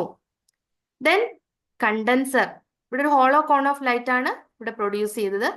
Then condenser എന്താണ് ചെയ്യുന്നത്? Focuses light on to the specimen. കണ്ടൻസറിന്റെ ഫംഗ്ഷൻ എപ്പോഴും അത് തന്നെയാണ്. Focuses light on to the specimen. That will creating a cone of light. Then സ്പെസിമെനിലൂടെ കടന്നു പോകുമ്പോൾ എന്താ സംഭവിക്കുക? Light passes through the specimen. That cause there occurs a phase shift. എന്തുകൊണ്ടാണ് ഫേസ് ഷിഫ്റ്റ് ഉണ്ടാവുന്നത്? റിഫ്രാക്റ്റീവ് ഇൻഡെക്സിലുള്ള ഡിഫറൻസ് കൊണ്ടാണ് ഈ ഫേസ് ഷിഫ്റ്റ് ഇവിടെ സംഭവിക്കുന്നത്, ഈ സ്പെസിമെനിലൂടെ കടന്നു പോകുമ്പോൾ. അടുത്തത് എവിടേക്ക് വരുന്നു? ഒബ്ജക്റ്റീവ് ലെൻസിലേക്ക് വരികയാണ്. ഒബ്ജക്റ്റീവ് ലെൻസ് എന്താ ചെയ്യുന്നത്? ഈ സ്പെസിമെനിൽ നിന്ന് കടന്നു വന്നിരിക്കുന്ന ലൈറ്റിനെ കളക്ട് ചെയ്യുക ചെയ്യുന്നത്. എന്നിട്ട് അത് ഫേസ് പ്ലേറ്റിലേക്ക് വിടുന്നു. ഓക്കെ, ഇവിടുന്ന് വന്ന ലൈറ്റിനെ ഒബ്ജക്റ്റീവ് ലെൻസ് കളക്ട് ചെയ്യുന്നു, ഫേസ് പ്ലേറ്റിലേക്ക് കടത്തിവിടുന്നു. എന്തിനാണ് phase plate? It is a specialised plate with different refractive indices which convert phase differences into amplitude differences. Phase ഷിഫ്റ്റിനെ ആംപ്ലിറ്റ്യൂഡ് ഡിഫറൻസസ് ആയിട്ട് അല്ലെങ്കിൽ കോൺട്രാസ്റ്റ് ആയിട്ട് കൺവേർട്ട് ചെയ്യുന്നത് എന്താണ്? ഈ ഫേസ് പ്ലേറ്റ് ആണ്.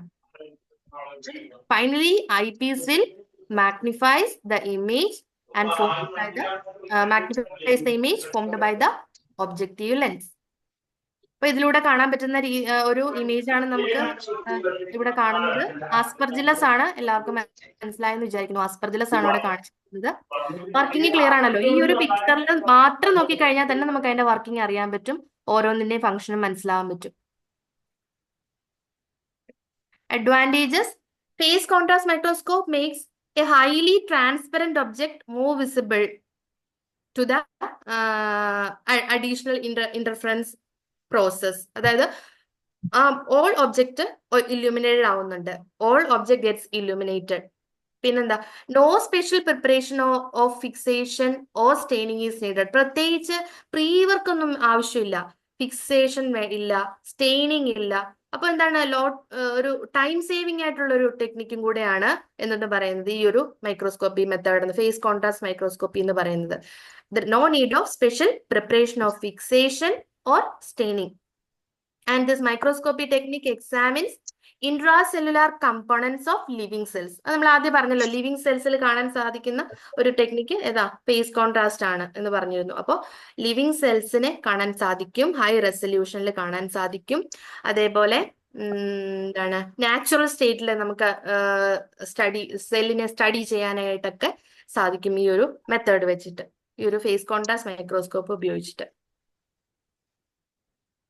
Applications: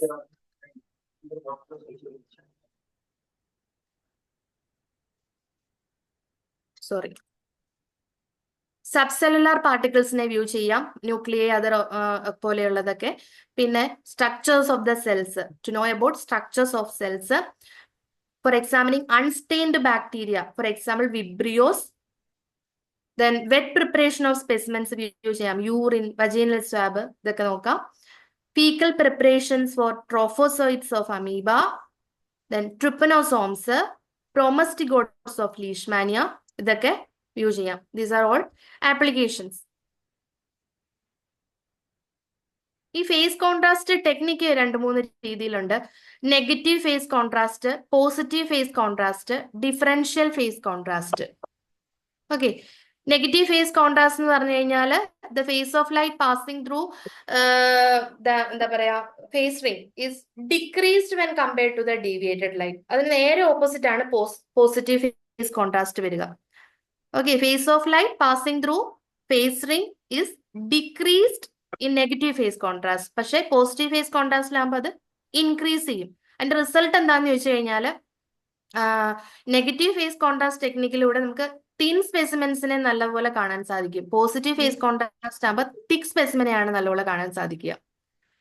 ഡിഫറൻഷ്യൽ ഫേസ് കോൺട്രാസ്റ്റ് എന്ന് പറഞ്ഞു കഴിഞ്ഞാൽ വളരെ ഹൈ കോൺട്രാസ്റ്റില്, ഇംപ്രൂവ്ഡ് റെസൊല്യൂഷനിൽ ഒക്കെ കോംപ്ലക്സ് സ്പെസിമെനെ ഒക്കെ വ്യൂ ചെയ്യാൻ വേണ്ടിയിട്ട് സാധിക്കുന്ന ഒരു ടെക്നിക്കാണ് ഡിഫറൻഷ്യൽ ഫേസ് കോൺട്രാസ്റ്റ്. അതിന് സോഫിസ്റ്റിക്കേറ്റഡ് ആയിട്ടുള്ള ഇൻസ്ട്രുമെന്റേഷൻ ഒക്കെ അത്യാവശ്യമാണ്. ഓക്കെ, അപ്പൊ negative phase contrast, positive phase contrast. Negative എന്ന് പറയുമ്പോൾ തിൻ സ്പെസിമെൻസിന് വേണ്ടിയിട്ട്, പോസിറ്റീവ് ഫേസ് കോൺട്രാസ്റ്റ് തിക് സ്പെസിമെൻസിന് വേണ്ടിയിട്ട്, ഡിഫറൻഷ്യൽ ഫേസ് കോൺട്രാസ്റ്റ് കോംപ്ലക്സ് സ്പെസിമെൻസിനെ ഹൈ കോൺട്രാസ്റ്റിലും ഇംപ്രൂവ്ഡ് റെസൊല്യൂഷനിലും ഒക്കെ കാണാൻ വേണ്ടിയിട്ട്. ഈ ലാസ്റ്റ് ഫ്ലൂറസെന്റ് മൈക്രോസ്കോപ്പ് ആണ്. ഫ്ലൂറസെന്റ് മൈക്രോസ്കോപ്പ് യൂസ് ചെയ്യുന്നത് ഒരു ഫ്ലൂറസെൻസ് അല്ലെങ്കിൽ ഫോസ്ഫറസെൻസ് ആണ് അതിൽ മെയിൻ ആയിട്ട് വരുന്ന പ്രിൻസിപ്പിള്. ഇത് കണ്ടുപിടിച്ചത് 3 പേരാണ്. August Kohler, Carl Reichert and Heinrich Leidmann. ഈ 3 പേരാണ് ഫ്ലൂറസെൻസ് മൈക്രോസ്കോപ്പ് ഇൻവെന്റ് ചെയ്തത്. ഇതിന്റെ പ്രിൻസിപ്പിൾ പറയുകയാണെങ്കിൽ നമുക്ക് 3 ഘട്ടമായിട്ട് പറയാം. Excitation, emission, detection. ഈ 3 സ്റ്റെപ്പായിട്ട് നമുക്ക് അതിന്റെ പ്രിൻസിപ്പിൾ പറയാൻ സാധിക്കും. എക്സൈറ്റേഷൻ എന്ന് പറഞ്ഞു കഴിഞ്ഞാൽ ഫ്ലൂറസെന്റ് ടാഗ്ഡ് ആയിട്ടുള്ള specimen that will absorb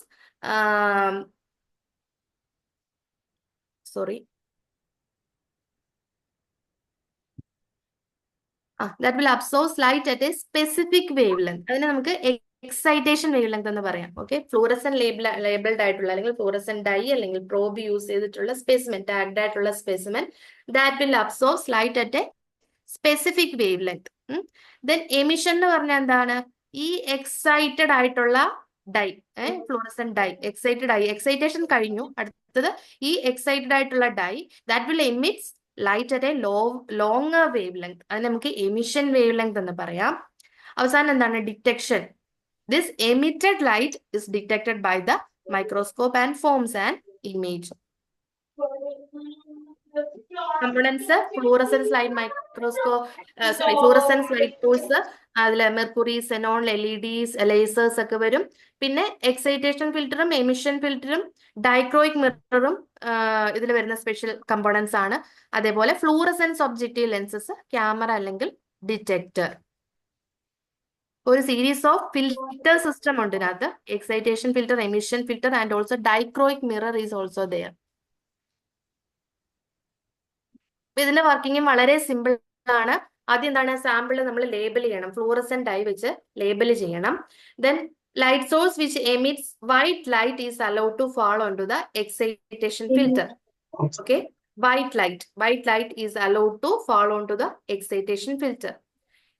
The excitation light incidents onto the dichroic mirror. Excited ആയി, ഇവിടെ excitation സംഭവിച്ചു. This excited light will incident onto dichroic mirror. The light after rejection from dichroic mirror pass on to the specimen after emerging from the objective lens. Objective ലെൻസിലൂടെ എവിടേക്ക് പോകുന്നു? സ്പെസിമെനിലേക്ക് പോകുന്നു. The small wavelength light falls into the specimen stained with a fluorescent dye that results in emission of high wavelength light. അതായിരുന്നു നമ്മൾ principle പറഞ്ഞത് അല്ലെ. ചെറിയ wave length ഉള്ള light ആണ് ഇവിടേക്ക് വന്ന് പതിക്കുന്നത്, പക്ഷെ തിരിച്ചു പോകുന്നത് ഹൈ വേവ് ലെങ്ത് ലൈറ്റ് ആണ്, which again passes through the condenser lens and dichroic mirror. എന്നിട്ട് എന്ത് സംഭവിക്കുന്നു? ഈ എന്താണ് തിരിച്ചു പോകുന്ന high wave length light, this allows green light in maximum along with some blue light to pass towards the emission filter. രണ്ട് ലൈറ്റിന്റെ കാര്യം ഇവിടെ പറയുന്നുണ്ട്, ഗ്രീൻ ലൈറ്റും ബ്ലൂ ലൈറ്റും. പക്ഷേ green light in maximum with some blue light towards the emission filter, ഇവിടേക്ക് emission ഫിൽറ്ററിലേക്ക്. പക്ഷേ ഈ എമിഷൻ ഫിൽറ്ററിന് ഒരു പ്രത്യേകതയുണ്ട്. അതെന്താ ചെയ്യുന്നതെന്ന് വെച്ച് കഴിഞ്ഞാൽ it permits longer wavelength only. Green ലൈറ്റിനെ മാത്രമേ ഇതുവഴി പാസ് ചെയ്ത് വിടത്തുള്ളൂ. Okay, this filter only permits longer wavelength green light to pass into the eyepiece and detector, but reject blue light. Blue light ne complete ആയിട്ട് ഇവിടെ reject ചെയ്യപ്പെടുന്നു. Finally, the detector detects the green light. എന്നിട്ട് അവസാനം detector എന്ത് ചെയ്യുന്നു? ഈ green ലൈറ്റിനെ detect ചെയ്യുന്നു and permits it to fall back into the specimen, forming fluorescent green specimens against a dark background. ഒരു ഡാർക്ക് ബാക്ക്ഗ്രൗണ്ടിൽ ഫ്ലൂറസെന്റ് ഗ്രീൻ സ്പെസിമെൻ. അപ്പൊ എന്തുകൊണ്ടാണ് ആ ഗ്രീൻ കളർ വരുന്നതെന്ന് മനസ്സിലായല്ലോ. ഫ്ലൂറസെന്റ് ഗ്രീൻ സ്പെസിമെൻ ഒരു ഡാർക്ക് ബാക്ക്ഗ്രൗണ്ടിൽ കാണാൻ സാധിക്കും. ഇതിന്റെ ടൈപ്സ് പറയുകയാണെങ്കിൽ epifluorescence microscopy, total internal reflection fluorescence microscopy, confocal laser scanning microscopy, super resolution microscopy. അതിൽ വരുന്നത് സ്റ്റോം ആൻഡ് സ്റ്റഡ്. രണ്ട് എക്സാമ്പിൾസ് ആണ്. സ്റ്റോം ആൻഡ് സ്റ്റഡ് എന്താണെന്ന് പറയാം. ഇപ്പൊ ടൈപ്സ് ഓരോന്നും ജസ്റ്റ് ഒന്ന് പറഞ്ഞു പോകാം. എപ്പി ഫ്ലൂറസെൻസ് മൈക്രോസ്കോപ്പി എന്ന് പറഞ്ഞു കഴിഞ്ഞാൽ it is A type of microscope that uses spectrum light, wide spectrum light source to illuminate a tissue sample and capture the emitted light. Wide spectrum light source ആണ് എപ്പി fluorescence മൈക്രോസ്കോപ്പിൽ use ചെയ്യുന്നത്. ഇത് life സയൻസിലൊക്കെയാണ് കൂടുതലും use ചെയ്യുന്നത്. ഇതിന് പറയുന്ന മറ്റൊരു പേരെന്ന് പറയുന്നത് wide field fluorescence microscopy, WFM, wide field fluorescence microscopy. അത് ലൈഫ് സയൻസസിലാണ് കൂടുതലും ഈ ഒരു മെത്തേഡ് യൂസ് ചെയ്യുന്നത്. വൈഡ് സ്പെക്ട്രം ലൈറ്റ് സോഴ്സ് ആണ് യൂസ് ചെയ്യുന്ന ലൈറ്റ് സോഴ്സ്. TIRF എന്ന് പറയുന്നത് it is A type of microscope with which A thin region of the specimen, usually less than 200 nanometres മാത്രം നമുക്ക് ഒബ്സർവ് ചെയ്യാൻ പറ്റുന്നു.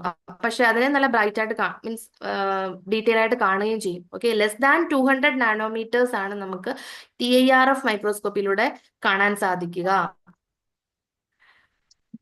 ഇതിന് ഉള്ള ചില ബെനിഫിറ്റ്സ് എന്ന് പറയുന്നത്, മറ്റുള്ള ടൈപ്പുകൾ പറഞ്ഞല്ലോ, മറ്റേ വൈഡ് ഫീൽഡും കൺഫോക്കലും ഒക്കെ പറഞ്ഞല്ലോ, അതിൽ നിന്ന് ഇതിനെ മാറ്റി നിർത്തുന്ന ഒരു ബെനിഫിറ്റ് എന്ന് ഉദ്ദേശിച്ചു കഴിഞ്ഞാൽ വളരെ ക്ലിയർ ആയിട്ട്, വളരെ കുറച്ച് ഇത് നാനോമീറ്റേഴ്സിൽ നമുക്ക് കാണാൻ പറ്റുന്നുള്ളൂ. ലെസ് ദാൻ 200 നാനോമീറ്റേഴ്സ് ഏരിയ മാത്രമേ ഒബ്സർവ് ചെയ്യാൻ സാധിക്കുന്നുള്ളൂ. But the structures can be seen very clearly. Okay, then no out of focus fluorescence are collected. Out of focus ആയിട്ടുള്ള ഒരു ഫ്ലൂറസെൻസിനെയും അവിടെ കളക്ട് ചെയ്യുന്നില്ല. അതുകൊണ്ട് തന്നെ വളരെ നല്ല ഹൈ കോൺട്രാസ്റ്റിൽ നല്ല ഇൻക്രീസ്ഡ് റെസൊല്യൂഷനിൽ സ്ട്രക്ചേഴ്സിനെ കാണാൻ സാധിക്കും. And cells are exposed to a significantly smaller amount of light, which limits phototoxicity of cells to cells. അപ്പോൾ ആ ലൈറ്റ് എന്ന് പറയുന്നത് very smaller amount of light ആണ് ഈ സ്പെസിമെനിലുള്ള സെൽസ് എക്സ്പോസ്ഡ് ആവുന്നത്. അപ്പൊ ആ ഫോട്ടോടോക്സിസിറ്റി എന്ന് പറയുന്ന ഒരു സംഭവം അവിടെ ലിമിറ്റ് ചെയ്യാൻ പറ്റും. അപ്പൊ ഇത് മറ്റുള്ള ടൈപ്സിനെ അപേക്ഷിച്ച് ചില ബെനിഫിറ്റ്സ് ആണ് അതൊക്കെ. കൺഫോക്കൽ ലേസർ സ്കാനിങ് മൈക്രോസ്കോപ്പി എന്താണെന്ന് വെച്ച് കഴിഞ്ഞാൽ അവിടെ യൂസ് ചെയ്യുന്നത് ഒരു സ്പേഷ്യൽ പിൻ ഹോൾ ഉണ്ട്. അതേപോലെ that using a spatial pinhole to block out of focus light in image formation. Out of focus ആയിട്ടുള്ള ഇമേജിനെ ബ്ലോക്ക് ചെയ്യാണ്. എന്നിട്ട് അതിന് വേണ്ടി സ്പേഷ്യൽ പിൻഹോൾ സിസ്റ്റം ആണ് അവിടെ യൂസ് ചെയ്യുന്നത്. അപ്പൊ വളരെ ഹൈ കോൺട്രാസ്റ്റിലുള്ള ഒരു ഇമേജ് തന്നെയാണ് ഇവിടെയും കിട്ടുക. ബെനിഫിറ്റ്സ് എന്തൊക്കെയാന്ന് ചോദിച്ചാൽ improved image contrast, rapid photobleaching, മറ്റുള്ളതിനെ വെച്ച് കമ്പയർ ചെയ്യുമ്പോഴേക്കും ഹൈ കോൺട്രാസ്റ്റ് ആയിട്ടുള്ള ഇമേജസ് ഒക്കെ കിട്ടും. പിന്നെ ബയോളജിക്കൽ സാമ്പിൾസിൽ ഒക്കെ ഇമേജ് യൂസ് ചെയ്യാം. സ്കിൻ ലീഷൻസ്, അതുപോലെ fluorescent labelled proteins, lipids, carbohydrates, nucleic acids, ഇതിന്റെയൊക്കെ ഇമേജസ് കിട്ടാൻ വേണ്ടിയിട്ട് കൺഫോക്കൽ ലേസർ സ്കാനിങ് മൈക്രോസ്കോപ്പി യൂസ് ചെയ്യാം. This is a confocal microscope. പിന്നെ പറഞ്ഞാണ് Storm and stud super resolution microscopy. Storm എന്ന് പറഞ്ഞു കഴിഞ്ഞാല് സ്റ്റോക്കാസ്റ്റിക് ഒപ്റ്റിക്കൽ റീകൺസ്ട്രക്ഷൻ മൈക്രോസ്കോപ്പി. ഇതൊന്നും അധികം നമ്മുടെ ഇതിൽ വരുന്നില്ല, എന്നിരുന്നാലും then stimulated emission depletion microscopy. ഇത് രണ്ടും സൂപ്പർ റെസൊല്യൂഷൻ മൈക്രോസ്കോപ്പി ടെക്നിക്കാണ്. ഫൈനർ ലെവലിൽ നമുക്ക് സ്ട്രക്ചേഴ്സിനെ കാണാൻ സാധിക്കും, വളരെ ഫൈനർ ലെവലിൽ. ഇൻ വെരി ഫൈനർ ലെവലിൽ സെൽസിനെ ഡീറ്റെയിൽ ചെയ്യാനായിട്ട് സാധിക്കും.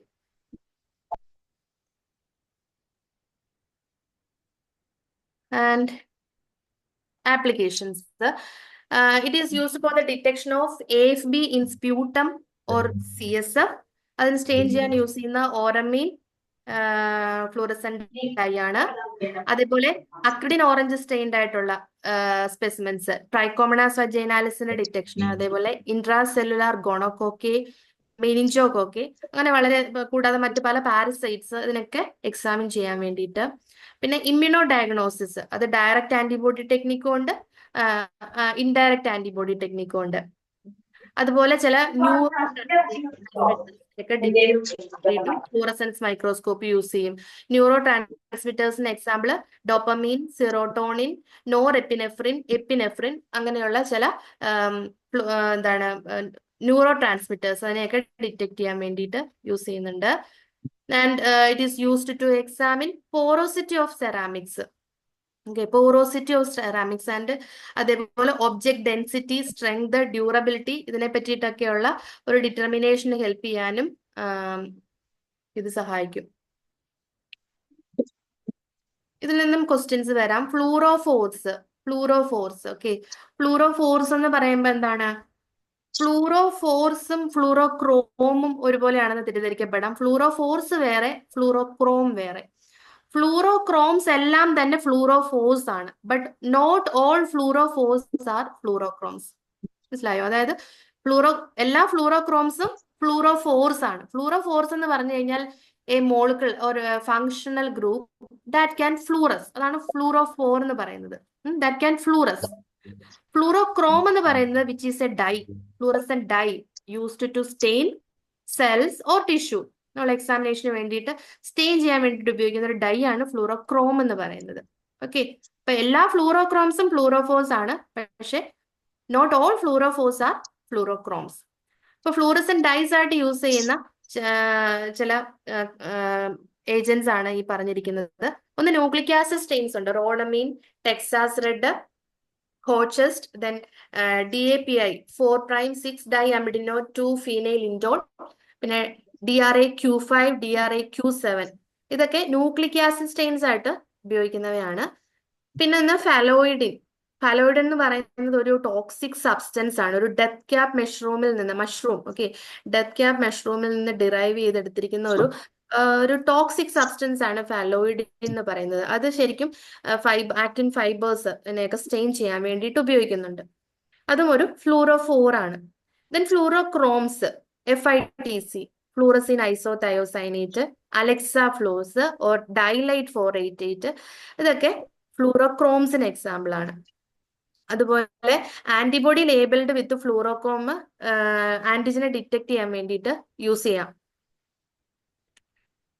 Advantages: high sensitivity, specificity, sub cellular imaging, real time imaging, multi colour imaging, and this technique is very easy to use. Fluorescent dyes എന്ന് പറയുന്നത് മറ്റേ റേഡിയോ ആക്റ്റീവ് മാർക്കേഴ്സിനെ വെച്ചിട്ടൊക്കെ കമ്പയർ ചെയ്യുകയാണെന്നുണ്ടെങ്കിൽ fluorescent dyes safer ആണ്. പക്ഷെ ടോക്സിക് ആയിട്ടുള്ള ഏജൻസും ഉണ്ട്.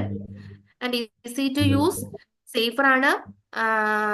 വൺ ഡിസഡ്വാൻറ്റേജ് എന്ന് പറയുന്നത് is that adding probes and dyes to a membrane system can interfere with the properties of the liposomal delivery system. Liposomal delivery system എന്ന് പറഞ്ഞു കഴിഞ്ഞാൽ actually that is a drug delivery method that uses liposomes. Liposomes എന്ന് വെച്ചാൽ എന്താ വെച്ചാൽ vesicles ആണ് ഡ്രഗിനെ carry ചെയ്യുന്നത് ഇൻ ടു ദ ബോഡി. ഡ്രഗിനെ ക്യാരി ചെയ്യുന്ന വെസിക്കിൾസ് ആണ് ലിപ്പോസോംസ് എന്ന് പറയുന്നത്. അപ്പോൾ ഈ ഒരു ഡ്രഗ് ഡെലിവറി സിസ്റ്റത്തിനെയൊക്കെ ഇന്റർഫിയർ ചെയ്യാൻ പാകത്തിന് എന്ത് കാരണമാവുന്നു? ഈ ഫ്ലൂറസെൻസ്, ഈ പ്രോബ്സ് അല്ലെങ്കിൽ ഡൈസ് ആഡ് ചെയ്യുന്നതിലൂടെ കാരണമാവുന്നു. അപ്പൊ അതാ മാത്രമാണ് ഒരു ഡിസഡ്വാൻറ്റേജ് എന്ന് ഇവിടെ പറയാൻ സാധിക്കുക. These are some fluorescent microscopes.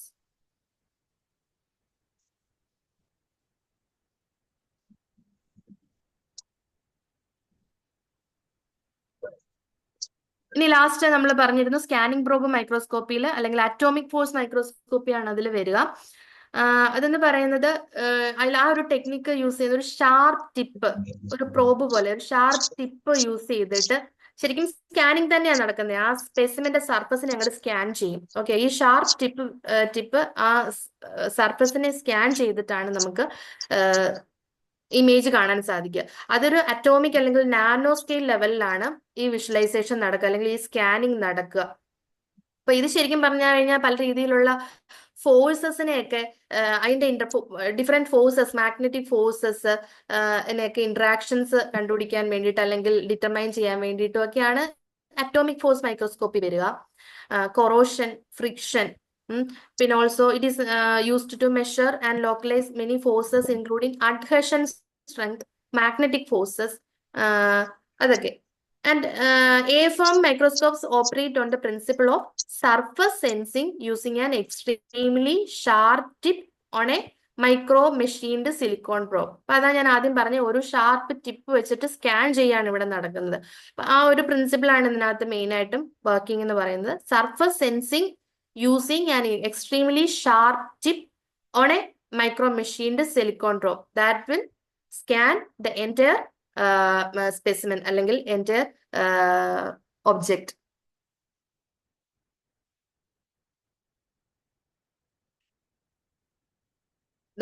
ഈ ഒരു ഇതൊരു ടിപ്പാണ് ഷാർപ്പ് ടിപ്പ് എന്ന് പറയുന്നത്. കാൻഡിലിവർ എന്നാണ് ഇതിന്റെ പേര്. ഇതിന്റെ ഡീറ്റെയിലിംഗിലേക്കൊന്നും പോകേണ്ട ആവശ്യമില്ലെന്നാണ് എനിക്ക് തോന്നുന്നത്. അപ്പൊ മൈക്രോസ്കോപ്പിൽ വരുന്ന കുറച്ച് ക്വസ്റ്റ്യൻസ് ഞാനിതിൽ കൊടുത്തിട്ടുണ്ട്. ഒരു ചെറിയൊരു ടോപ്പിക്കും കൂടെ ഇതിന്റെ ബാക്കിയുണ്ട്. ടൈം ഉണ്ടെന്നുണ്ടെങ്കിൽ അതുകൂടെ ചെയ്യാം. മൈക്രോമെട്രി ആണ്. ക്വസ്റ്റ്യൻസ് കഴിഞ്ഞിട്ട് അത് പറഞ്ഞാൽ മതിയോ അതോ മൈക്രോമെട്രി പറയണോ?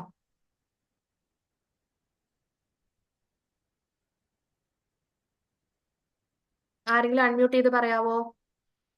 ക്വസ്റ്റ്യൻസ് കഴിഞ്ഞിട്ട് മൈക്രോമെട്രി പറഞ്ഞാൽ മതിയോ അതോ മൈക്രോമെട്രി കഴിഞ്ഞിട്ട് ക്വസ്റ്റ്യൻസ് പറഞ്ഞാൽ മതിയോ? ക്വസ്റ്റ്യൻസ് കഴിഞ്ഞിട്ട് madam. Okay.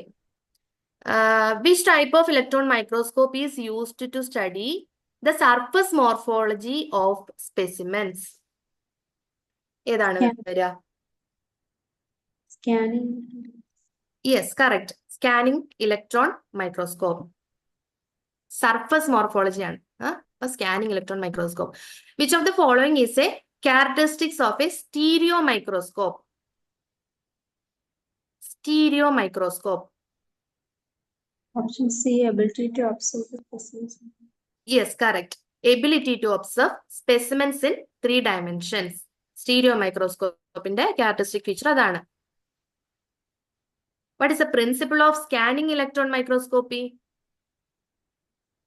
Scanning.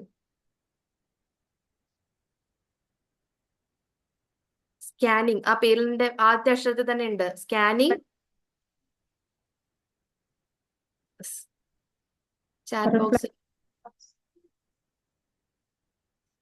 Scattering. Okay. Scattering of electrons.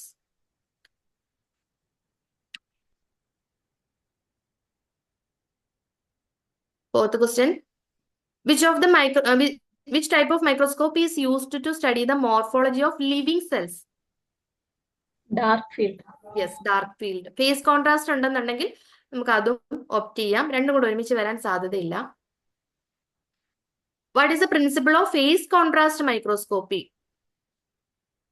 Interface of light. Yes, correct. Interference of light waves. What is the purpose of the phase condenser in a phase contrast microscopy? പേരിൽ തന്നെയുണ്ട് എന്താണ്? To produce phase contrast. What is the principle of fluorescence microscopy?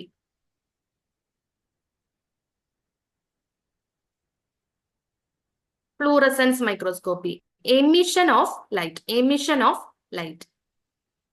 What is the purpose of excitation filter in a fluorescence microscope? Excitation filter എന്താ ചെയ്യണേ? Reduce glare. No, to select the wavelength of light. Okay, excitation filter. Okay, which fluorescent dye is commonly used to stain DNA? DAPI. Yes, correct. DAPI. 4'6 diamidino 2-phenyl indole. Actually, മറ്റേത് രണ്ടും നമ്മൾ പറഞ്ഞായിരുന്നു, FITC റോഡമിനും പറഞ്ഞായിരുന്നു.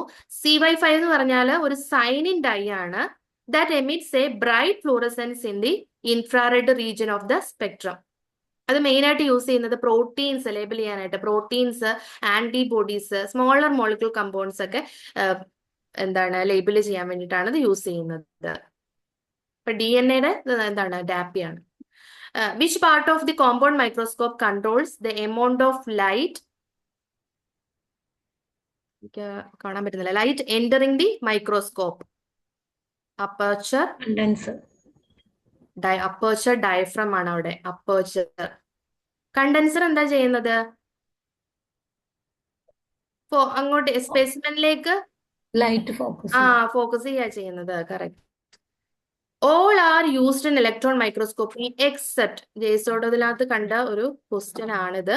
All are used in electron microscopy except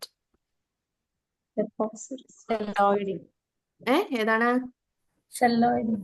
Yes, celloidin. Glutaraldehyde എന്ന് പറയുമ്പോൾ എന്താണ് നമ്മൾ പറഞ്ഞായിരുന്നു? ഫിക്സേറ്റീവ് ആയിട്ട് fix chromatin cause for particles. പിന്നെ എപ്പോക്സി റെസിൻ, അതൊരു എംബഡിങ് മീഡിയം ആണ്. Osmium tetroxide, that is also a stain, toxic stain which is used in electron microscopy. But celloidin, that is used to embed specimens for microscopy. Electron microscopy അല്ല, embedding medium ആണ് പക്ഷേ celloidin എന്ന് പറയുന്നത്. Okay, so celloidin is the answer. And which of the following is a type of microscope that uses ultraviolet light? ഏതാണ്? Yes, fluorescence microscope. Which of the following is a type of microscope that uses a laser to produce an image? Laser വരുന്നത് ഏതിനകത്താ? Laser system ഉണ്ടെന്ന് പറഞ്ഞായിരുന്നു. Confocal microscope. Which of the following is a type of microscope that uses a combination of light and electrons to produce an image?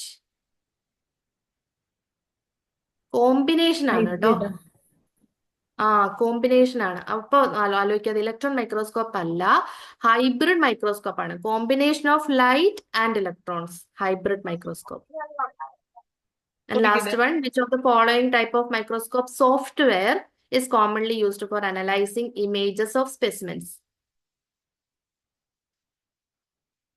Image J for Java. Okay. പിന്നെ ഒരു വളരെ short ആയിട്ടുള്ള ഒരു topic ആണ് മൈക്രോമെട്രി. ഞാൻ അതിലേക്ക് കടക്കണോ അതോ ഇപ്പൊ സമയം 8 ആകുന്നു. ലത്തീഫ് സാർ ഉണ്ടോ?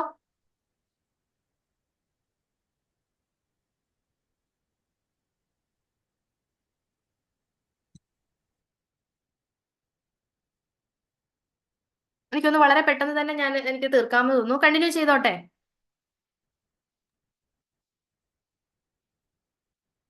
ഹലോ, കണ്ടിന്യൂ ചെയ്തോട്ടെ.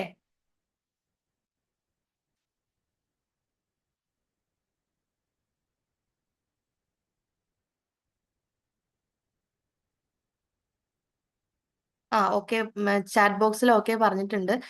So micrometry is a technique which is use to measure the size of microscopic objects. Measure ചെയ്യാൻ വേണ്ടിയിട്ട്, അതായത് നമ്മൾ മൈക്രോസ്കോപ്പിലൂടെ കാണുന്ന ഓരോ നമ്മൾ ബാക്ടീരിയക്കൊക്കെ ഇത്ര സൈസ് ഒക്കെ പറയുന്നുണ്ട്. അത് എങ്ങനെയാണ് ആ സൈസ് കണ്ടുപിടിക്കുന്നത്? അപ്പോൾ ഇതിനു വേണ്ടിയിട്ട് ഒരു ഇൻസ്ട്രുമെന്റ് കൊണ്ടുവന്നത് വില്യം ഗ്യാസ്കോയിൻ എന്ന് പറയുന്ന ഒരു സയന്റിസ്റ്റ് അല്ല, ഒരു ഇംഗ്ലീഷ് അസ്ട്രോണമർ ആണ്.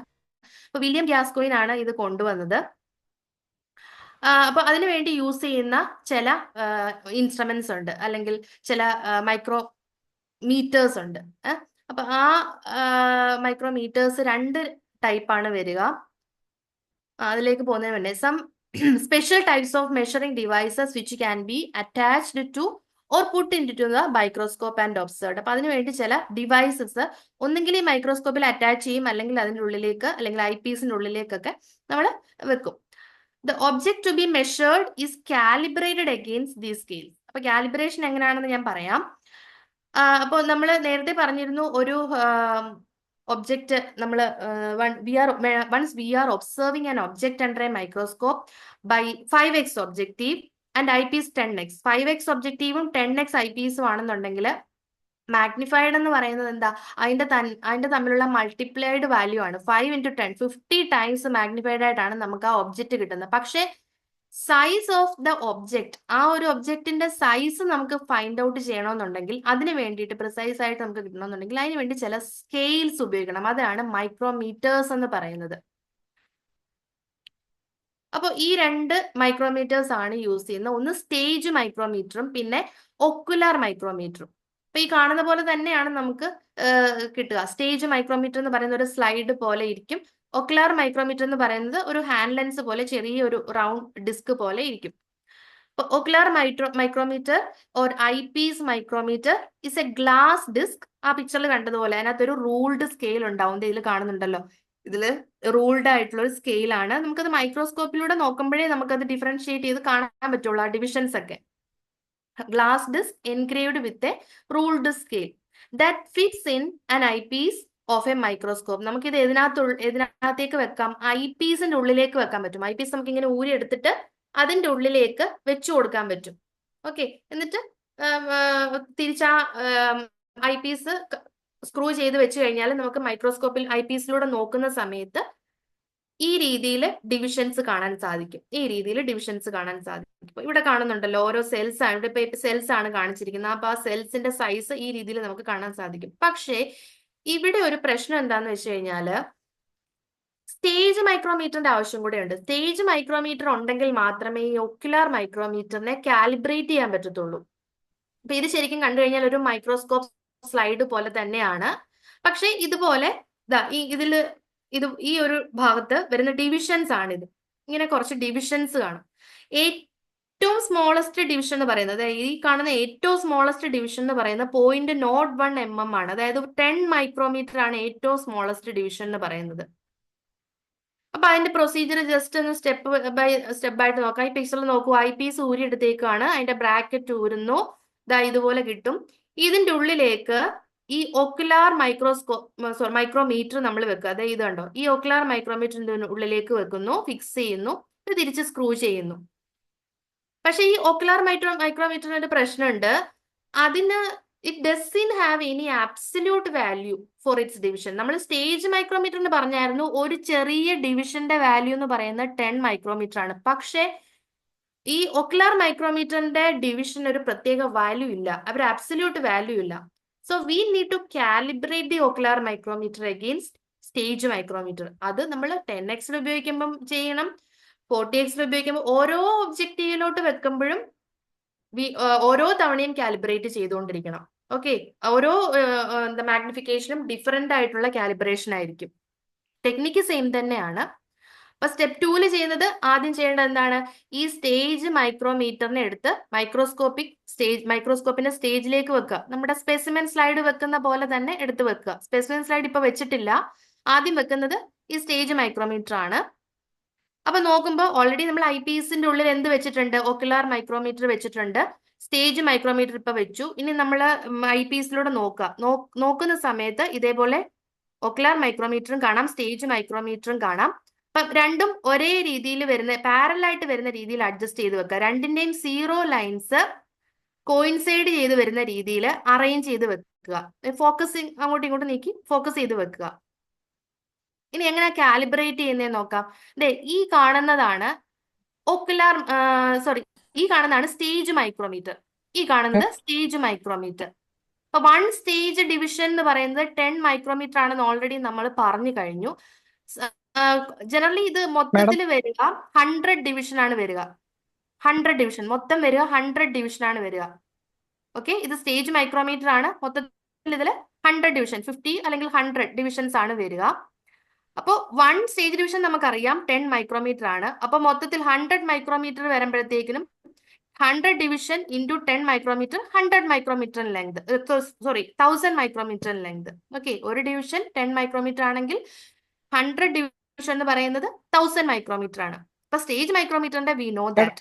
ബട്ട് ഒക്കുലാർ മൈക്രോമീറ്റർ നമ്മൾ ഇനി കണ്ടുപിടിക്കണം. ഒക്കുലാർ മൈക്രോമീറ്ററിന്റെ വി ഡോണ്ട് നോ ദാറ്റ്, നമുക്ക് അറിയത്തില്ല, അൺനോൺ മൈക്രോമീറ്റർ ആണിത്. ഓക്കെ, 1 ഒക്കുലാർ ഡിവിഷൻ എത്രയാണെന്ന് കാലിബ്രേറ്റ് ചെയ്യാൻ പോവാണ്. അപ്പൊ നമുക്കിത് മാത്തമാറ്റിക്കലി ഡിറൈവ് ചെയ്യുകയാണെന്നുണ്ടെങ്കിൽ ഇവിടെ നോക്കിയേ, 10, 20. ഹലോ മാഡം, മാഡം നമുക്കേ നെക്സ്റ്റ് അടുത്തേക്ക് ആക്കിയാലോ? ശരി വെയിറ്റിംഗ് ഉണ്ടായിരുന്നു. ഓക്കെ 8 മണി ആയതുകൊണ്ട്. ഓക്കെ, കുഴപ്പമില്ല, അടുത്ത ക്ലാസ്സിൽ ചെയ്യാം. Okay madam. Thank you.